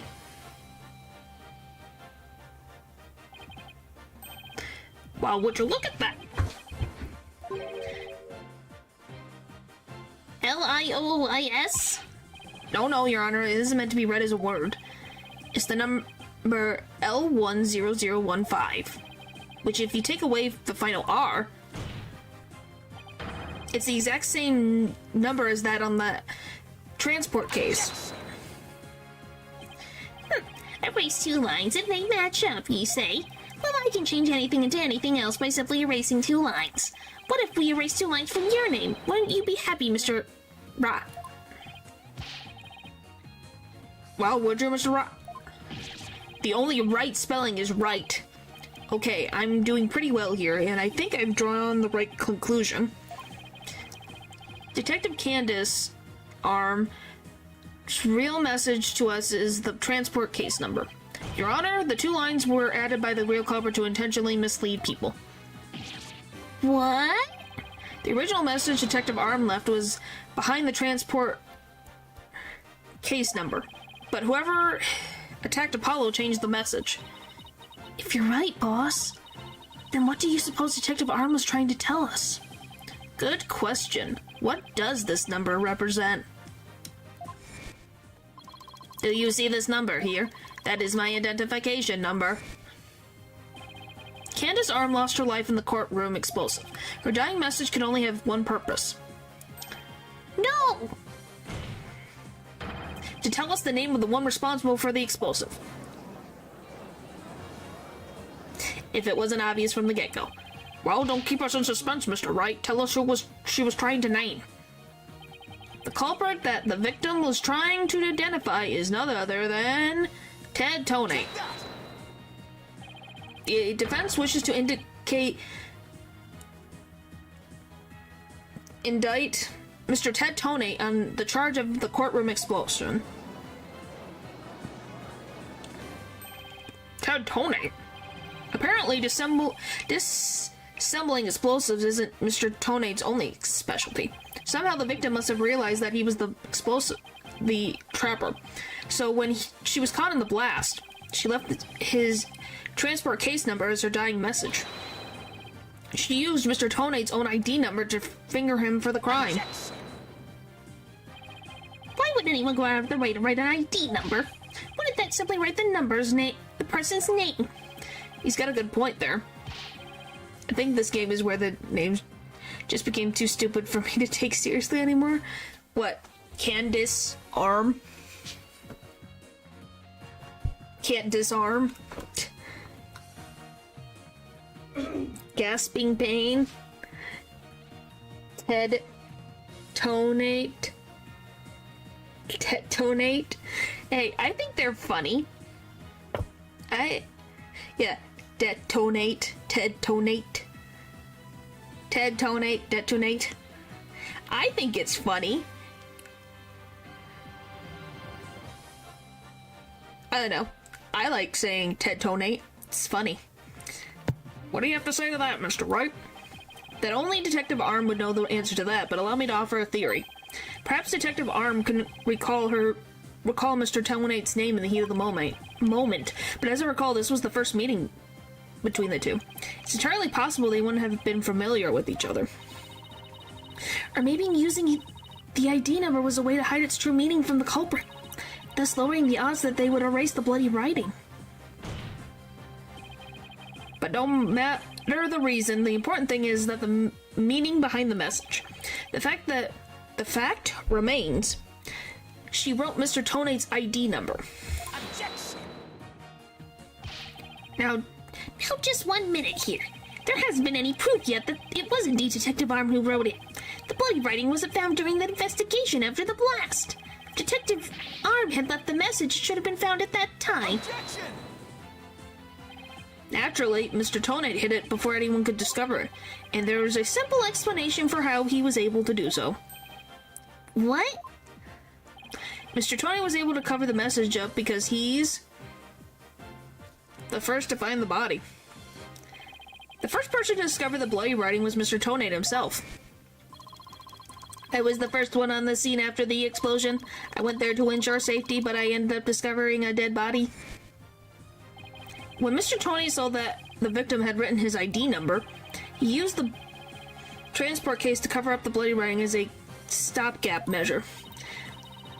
Oh, so that's why the message in blood was under the transport case. He didn't have enough time to try and scrub away the writing. If he didn't report the body right away, he would look suspicious. So the letters lived on to serve another function, when Mr. Tonate used them in another incident. Oh, the attack of Mr. Justice. Exactly. So wouldn't that be, well, one account of murder and one account of attacking, but also murder, attempted murder, technically? Mr. Tonate hit upon a plan to use the bloody writing for his own purposes, so he didn't clean it away. Instead, he made it look like Mr. Justice wrote it. By adding 2 lines to the writing that Detective Arm left behind, he changed the meaning of the message. He made it look like Mr. Justice was accusing Miss Woods of the attack. So that means The only person who could have altered the bloody writing was the courtroom trapper, who was the same person that attacked Mr. Justice. And that person is Ted Tonate. Yeah.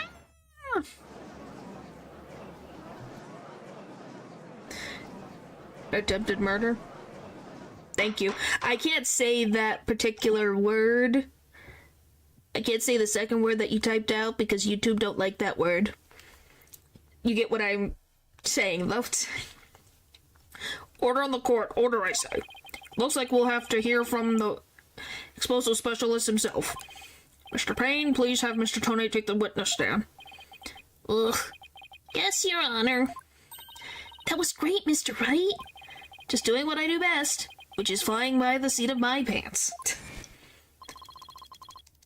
Yeah, because of... Yeah. Dismantling the case is yours. Do you think you can handle it? I look forward to seeing you try. I finally draw Mr. Tonate back onto the witness stand. Looks like you'll get your wish, Goggle Man. Now watch me take your lies apart. But yeah, I just saying, that's why I have to, like, dance around the thing. Certain words, why I'm saying different words a certain way. It's because of YouTube and not wanting to make it angry at me. Mr. Tonate, I'm afraid we have a few more questions for you. I understand the situation, Your Honor. I was keeping a close eye on the proceedings from the gallery. The allegations are all laughable. I wouldn't be laughing if I were you, Mr. Tonate. The message in blood matches your ID number. I love we just have this in the courtroom with us. The same ID number that is there on that transport case. Such a far-fetched theory. No better than a tangled ball of wires. I'll have them untangled for you in no time at all. You were the first person on the scene after Detective Arm left her message in blood. You were the only one who could have hidden that writing and used it again later. I see, but then let me ask you, do you have any proof that Detective Arm wrote that message? That's a very good question. Well, do you, Mr. Wright? The best way to prove that Detective Arm wrote that message is to analyze the DNA. Your Honor, I request that a DNA test be performed on the blood itself. Once we know whose it is, it'll be obvious as to who wrote the message. Very well. Bailiff, please put in a request for a DNA test with the forensics team. Yes, Your Honor. Which I don't know why they didn't do that before. Wouldn't you want to do that? It will be some time before we have the results of the analysis. Till then, let's hear more from the witness. I would like nothing more, Your Honor. I want the court to hear how ridiculous the defense's theory is.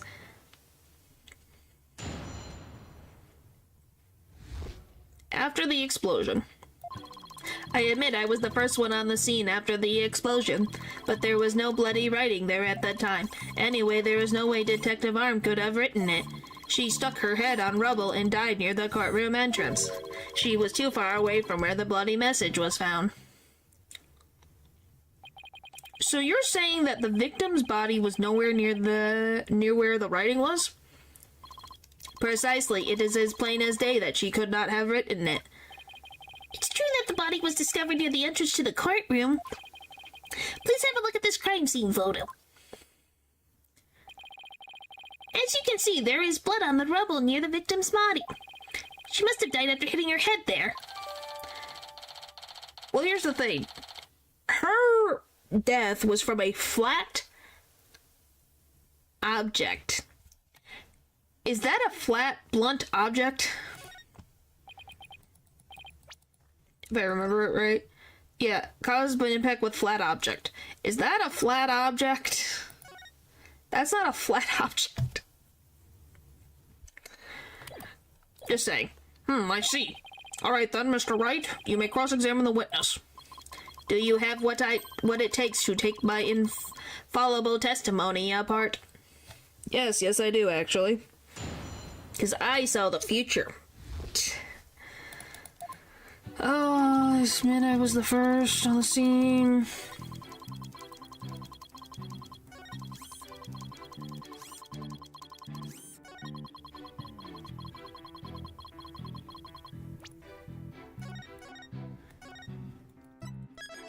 I'm sure if I have to do, like, press, or if I can just do this. Objection!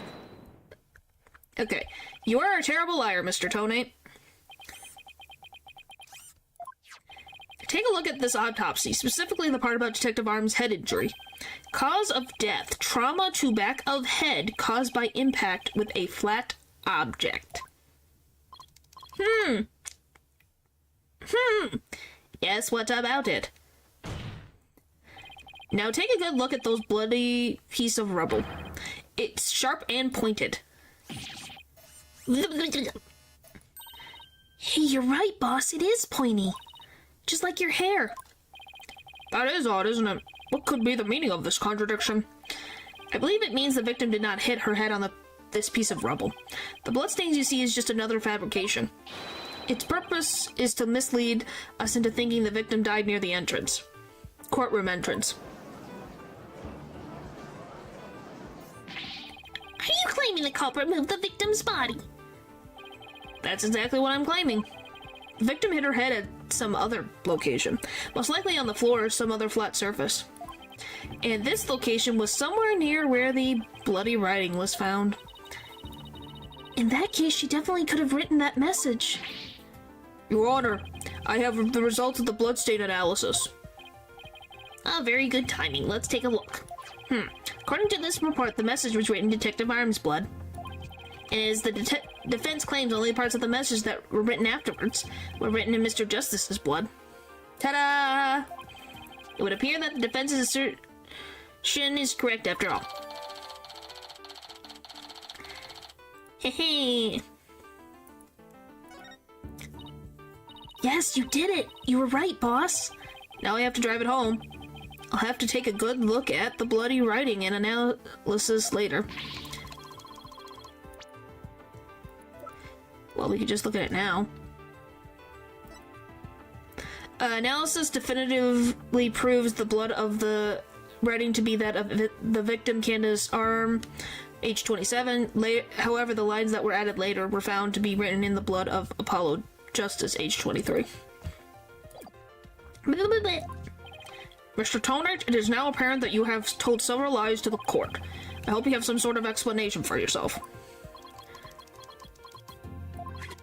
Fine, I will confess. You will?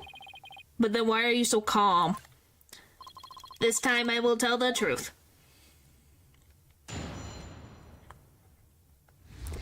The truth, allegedly. It is true that that Detective Arm wrote my ID number. She very plainly wrote L10015R. I was shocked. but I did not detonate the explosive. Detective R must have mistaken me for the real trapper. Not wanting to be accused, I moved the body and covered the writing. My bad. You guys agree that that is the most suspicious thing to frickin' do? Actually, so it was your assertion that you merely moved the body, is that it? That is correct. I did not kill Detective R. Oh, well, if that's all you did, then... Wait a minute. That is in of itself is a criminal act. Glad to see you finally crossed that finish line, Your Honor. Very well, then. Your cross-examination, please, Mr. Wright.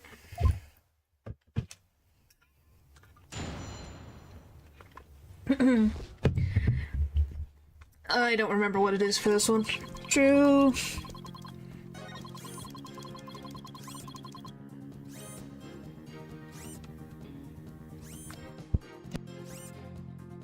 Oh wait, I do know what it is. I do know what it is. Of all the things that I remember, it hit me. It was like, oh yeah! It's this. I just want to make doubly sure that L10015R is really what you saw in written in blood. Yes, it is very clearly said L10015R. But that's odd, because that's not what I see. Objection! What on earth are you babbling on about now? Wasn't it you who claimed that the bloody writing was his ID number in the first place? Take a good look at the photo in the bloody writing analysis. Now tell me, does it really say L10015R? My head is in the way. There you go, you can see the thing. Oh, eep! Something is missing, isn't it? And that something is the final R. What is the meaning of this, Mr. Tony? Oh, right, now I remember. There was no R on the end. It was just a slip of the finger. My bad. Come back, my beautiful contradiction. Mr. Wright, I'm not so sure it was just a simple slip of the finger. You have something for me, Athena? I sense that he's extremely agitated, almost panicked. He does look pretty flustered. Wonder what makes you say that. Well, Mr. Wright, it appears it was nothing more than a mere mistake. I don't know. Did he really just make a typo? What about that R? Did Mr. Tony really see it? He actually saw it. Frack.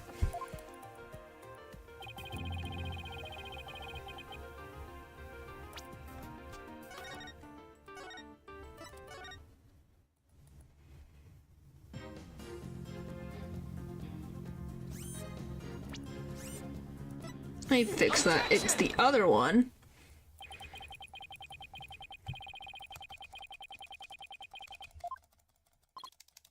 Come on. Objection!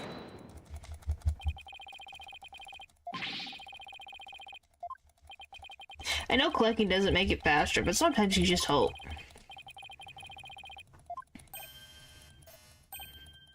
We're so close, we're so close, we're so close.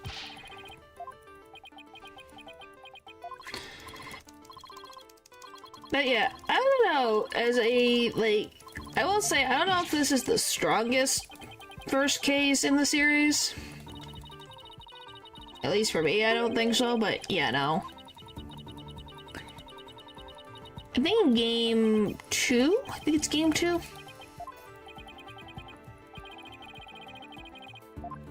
Has my favorite one. It's when actually Phoenix has amnesia and is trying to help Maggie. And that whole thing, I really like that case. He actually saw it. Excuse me. Maybe Mr. Tony really did see the R. But there's no R anywhere in this bloody writing. What's going on here? Huh? Now that I take another look at this photo, I think maybe that's it. What is it now, Mr. Wright? Are you trying to imitate Apollo and his cords of steel? I think I've got it. So that's what happened. A slip of the finger. Is that really all it was? Because I don't think so. I propose that Mr. Tony really did see the letter R. But the photo clearly shows that there is no R. No, Your Honor. Actually, just the opposite is true. The photo shows that Mr. Tony actually could have seen the R. If you're going to make that claim, then you better be able to pinpoint what you mean. What part of the photo shows that Mr. Tony could have seen the R? Ooh, right there. Right behind my head. Take that! Please look here at the right of the 5. Do you see a little bit of red? Oh, I see it. Just on the edge of where the floor is broken up. That's the R that Mr. Tony saw. Objection! It's true that the witness wears some very, very odd goggles, but that doesn't mean his eyesight is bad, nor his brain power. What part of that little smudge looks like an R to you? Objection! But what Mr. Tony saw wasn't that little smudge. There was a whole incomplete R written there before the floor was damaged by the explosion. Oh, well, that explains it. Huh? Can you explain what you mean? Because you can't just propose that everything happened in the exact opposite order. Yep, because that's the way it really went down. The timing of when the R was written turns everything about this case around. Now then, if the floor was damaged by the explosion, when was the message written? Before. With the bloody message running off the edge of the damaged floor like that, we can only conclude that it was written before the explosion. But that's ridiculous! If that were true, it overturns your own premise. That's right, it does. In fact, it turns everything upside down. The victim was not killed by the explosion in the courtroom. She was killed before the explosion ever occurred.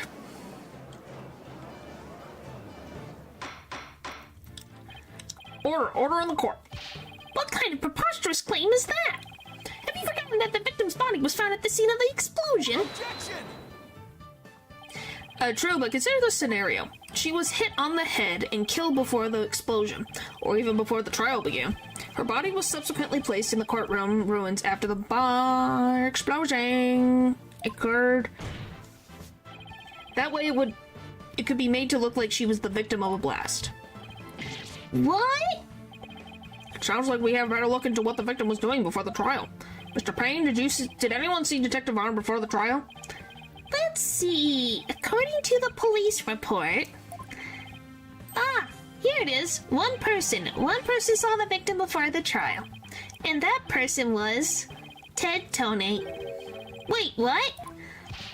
No one besides Mr. Toney saw the victim? That appears to be the case, Your Honor. Uh-huh. I would now ask the court to recall something, specifically Mr. Toney's words from yesterday. It was when Detective Arm and I were transporting the explosive. Oh my. Mr. Toney, just before the trial you were with the victim. The two of you were together at the scene of the crime, courtroom number 4. Ah! Your Honor, the defense requests new testimony from Mr. Toney. We wish to hear what he has to say about his whereabouts just before the trial. Mr. Toney, your testimony, please. My testimony, there is no need for... He's completely unnerved, Mr. Wright. You must have hit the nail on the head. Because all I did was transport the explosive to the courtroom.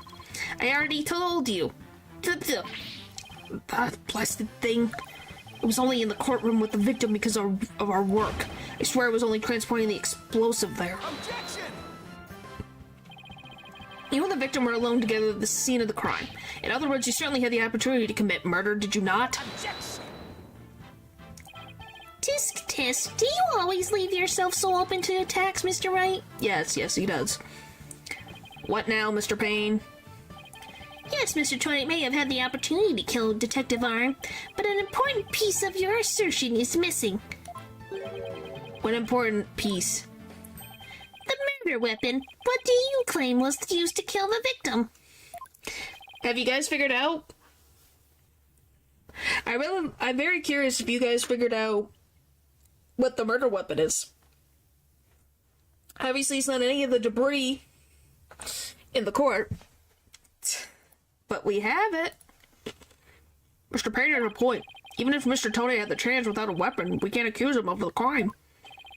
Well, Mr. Toney? Oh, well, yes, that's right. I didn't have any sort of thing that could be used as a murder weapon on me. I could possibly have killed Detective Arm. You're close, actually. It's actually the real one. It's actually the real explosive. I'm pretty sure. Did he really have nothing he could use as a murder weapon? What is it, Athena? Just looking over the victim's autopsy report, I'm hoping there was something in there that can point us to the right direction. Yes, wow. Well, it does say that she died from trauma to the back of the head with a flat object. Yeah, and to inflict that specific kind of injury, all you would need is a flat surface, right? A heavy, blunt object with a flat surface could definitely be our murder weapon. Well, Mr. Wright, can you indicate for the court what was used to kill Detective Arm? I believe I can.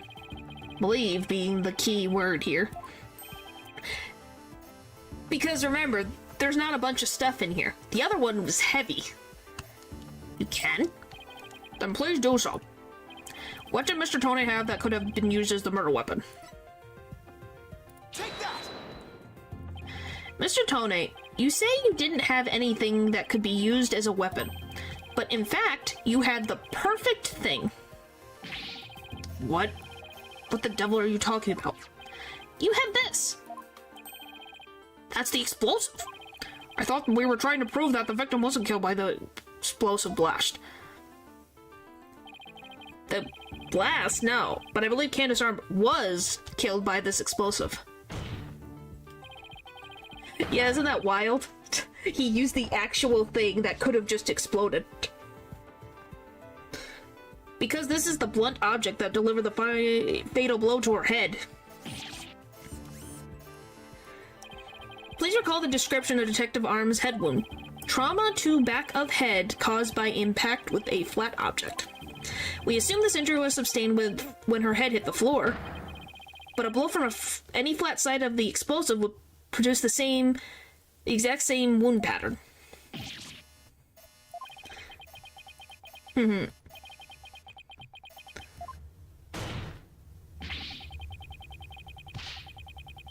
Oh boy. Yeah, that's insanity for you. What's with him? Then show some proof. Where's the evidence that he hit the victim with the explosive? Heck, he's right. I don't have anything decisive.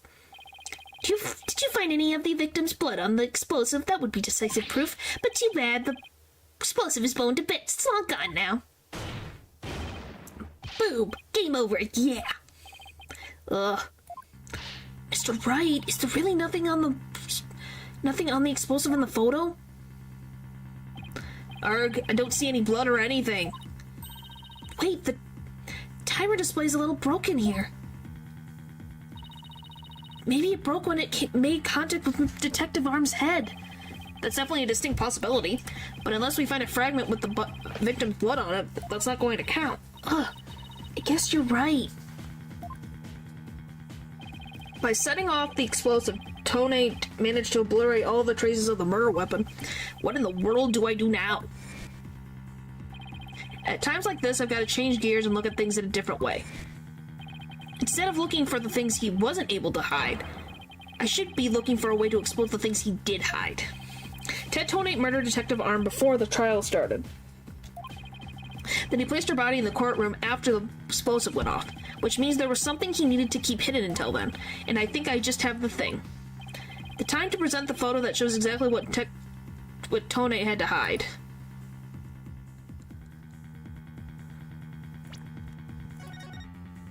Well, my question becomes, is it this or is it the other thing? Okay. How would I forget how to present this. Oh, this is gonna take me a second. Would it just be this? Take that! Your Honor, there's something we've all been overlooking. If the murder took place before the trial, it's making me think about chocolate. And those remind me of the donut I had today. Well, hopefully it was a good donut. Then Mr. Tonate would have had to hide the body somewhere during the trial. Hey, you're right. If we can figure out where that hidden place was? Exactly, might be able to find some evidence we can pin him down with. So where could Mr. Tony have hidden the body during the trial? There we go. Take that! Wait. A box big enough for a body? A box that was in the courtroom the whole time? A box nobody would touch if they thought there was an explosive in it? It's perfect! Mr. Tonic. What is it? Do you finally have some decisive evidence to show me? No, you're the one who's going to show it to me. Come again? You heard me. Now, show me what's inside that transport case. What? Why? No, there's no need. I've got him now. Just before the trial, you killed the victim with a blunt object, and then you placed her body in the ruins of the courtroom after the explosive went off. Clearly you were trying to make it look like she died in the explosion. But where was the body hidden during the trial? Oh, I hadn't thought of that. The answer is right here. Inside a box made of thick alloy plating that can withstand any impact. No, that's, completely false. If it's false, you should have no objections to show us your transport case. So, let's open it up and take a look inside, shall we?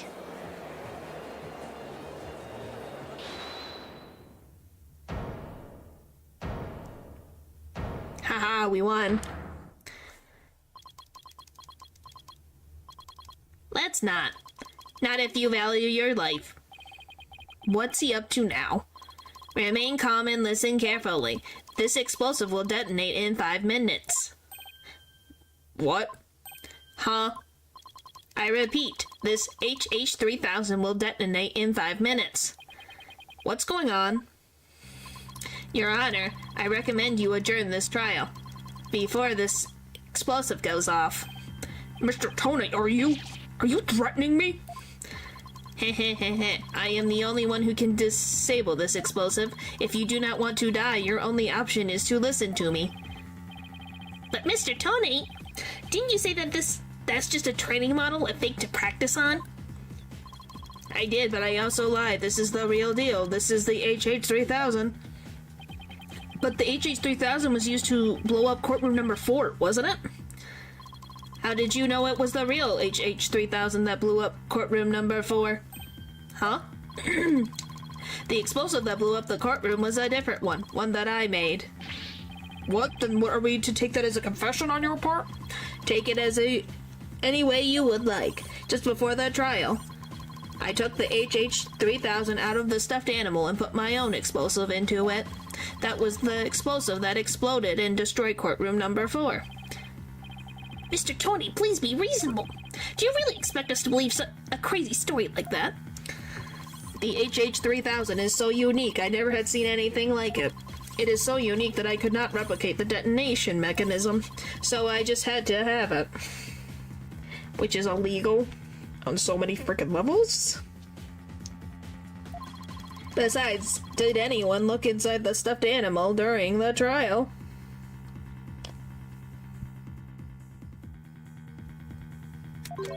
Did anyone check to see if it really was the HH-3000 in there? I must confess, no one opened the stuffed animal to check. So there really is a possibility that the explosive was switched out? No, not a possibility, a certainty. I did it. So he had a real explosive with him this whole time? You had better get out of here while you can. You do not have much time. Oh, by the way, yeah, chewing on the wires of an explosive is such a good idea. Order in the court. I'm out of here. It's gonna blow. Run!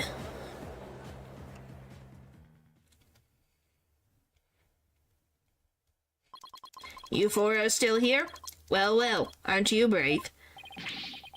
It's just it wouldn't do for the judge presiding over this court to run. But that horrible explosion the other day. The judge looks like he's about to book it for the nearest exit any second. As for Mr. Payne... that is... It's a reasonable reaction, and he's off. Mr. Wright, what do we do? It'd be pretty pathetic to run now, wouldn't it? But the explosive might go off. Only 3 more minutes, folks. Is that explosive really HH-3000? What should I do? Run like a yellow-bellied chicken. Stay on your ground. I can't run now. Well, it's been fun, but I will be going now. With my dear H3000, naturally. Oh, and by the way, I would advise against having me followed. Even with no remote switch, this explosive can still be triggered manually. If I think I'm being followed, I will detonate it on the spot. Farewell. It's not the real one. Hold it! You're not going anywhere, Ted Tonate. Oh? Your Honor, there's no reason to be afraid. That explosive is a fake. Are you sure, Mr. Wright? More of your famous bluffing, even at the risk of your own life. Mr. Wright, none of your bluffing now, not at a time like this. Lives are on the line here. I'm not bluffing, and I have proof. You do? Yes, of course, Your Honor. It's right here in the photograph of the explosives, clear as day. It's proof that Mr. Tonate's explosive is not the real HH3000. Really? Out with it then, immediately. Where is this proof that what Mr. Tonate is holding is not the real HH3000? It's the timer. Take that! The display for the timer on the explosive in the photo is broken. Most likely it broke when Mr. Tonate used the explosive to attack Detective Arm. But the display on the explosive in front of us is not broken. Oh, you're right. Therefore, this is not the real HH3000. Mr. Tonate was clearly lying when he said he switched out the explosive in the stuffed animal. The real HH3000 blew up in courtroom number 4. This explosive is nothing more than a fake, and a model used for training purposes. Fear not, Your Honor. I will examine the inside of the explosive transport case myself.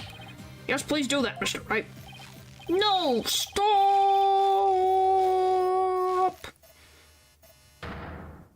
Ta-da! What is that? Is that a bloodstain? Just as I suspected. Your lies have been all blown to bits, Mr. Tonate. I'm confident a DNA analysis on this bloodstain will confirm that it's Detective Arm's blood, and that those results will conclusively prove that you murdered Detective Arm. You won. How about it, Mr. Tonate? Think you can dismantle this decisive evidence? Hooray! We did it! Hooray! Dismantle it? You're too late. You missed your chance to run, so now you're out of time. This HH3000 is about to explode. Don't try to threaten us, Mr. Tonate. I've already proved that your explosive is a fake. It's real. This explosive is the real thing, I tell you. It's real.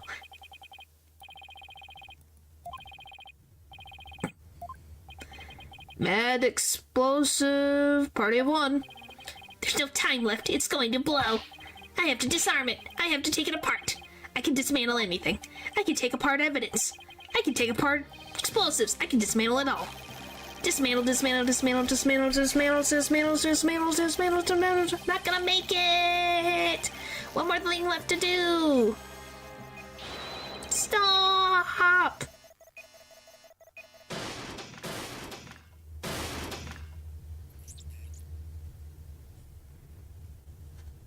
That makes sense, right?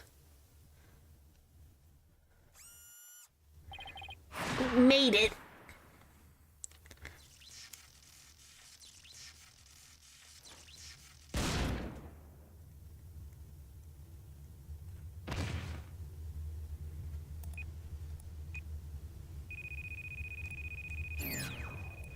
Game over. Dismantle attempt failed.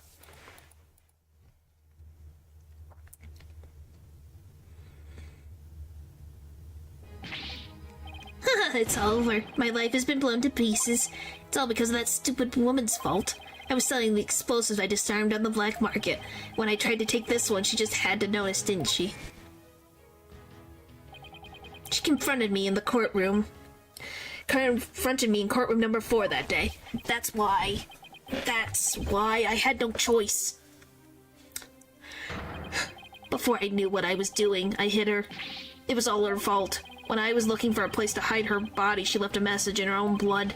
The trial was about to start, so I didn't have time to clean it up. And now all this. I thought for sure I could disguise her death with an explosion. Then that stupid defense attorney started sticking his nose into my business. After my testimony yesterday, I went to courtroom number 4 and...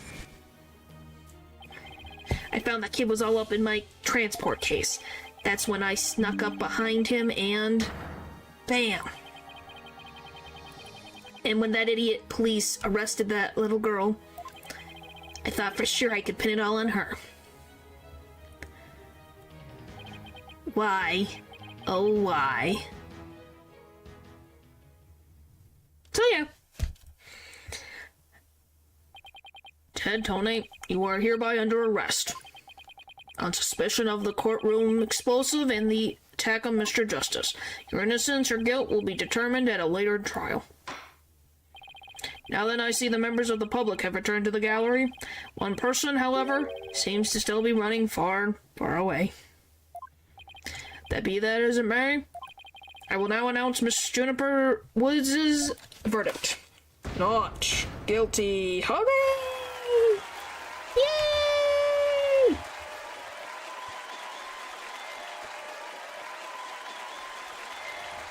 Yay! He's still running. Huzzah! Court is adjourned. We did it! December 18th, 12:31 p.m. District Courtroom. Okay, defendant lobby number 5. You did it, boss. Yeah, I guess we managed to pull it off somehow. So many mysteries cleared up all at once. It was amazing. Just sort of worked out that way, didn't it? That's not the kind of thing that usually just works out. You made it happen. And the way that mean old prosecutor hightailed it out of there, that was great. Mr. Wright, Tina, thank you for everything you did for me. I'm so happy for you, Junie. Now you can go back home to the forest in peace.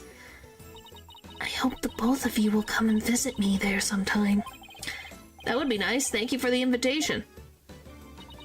I don't know, Mr. Wright. I'm not so sure you can make it all the way up to Junie's house. How high up do you live again, Junie?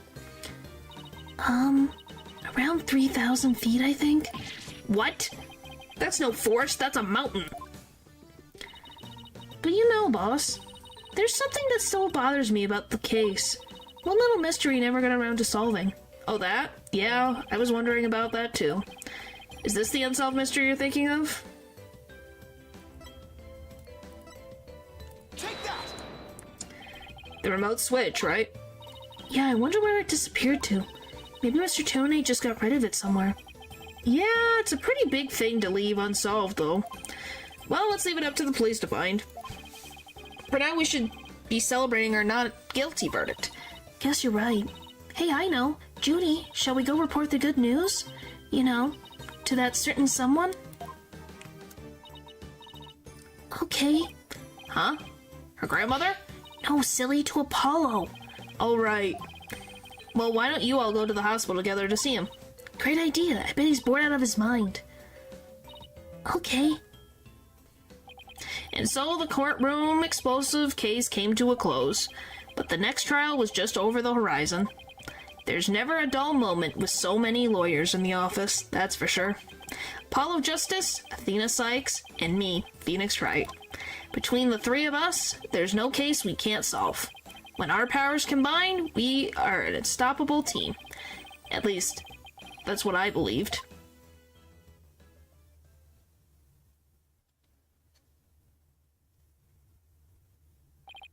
But all of that changed with what Apollo said to us that day. It was something that would put my faith in us to the ultimate test.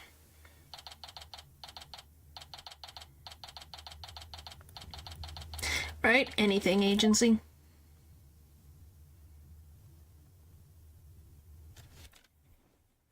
Sorry, but I'll be taking a leave of absence. Wait, what do you mean by a leave? Can you at least give me a reason why? I can only say that this is something I must settle on my own. And there's Trucy, by the way.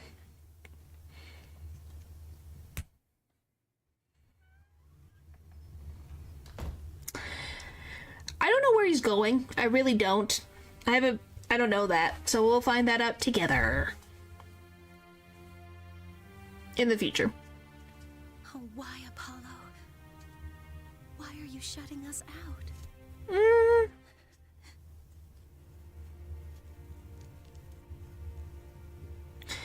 He's being stubborn.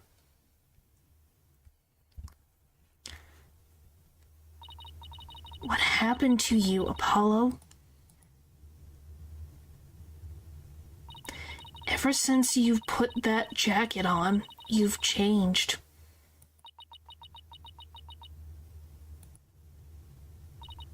And now, for whatever reason, all my mind keeps doing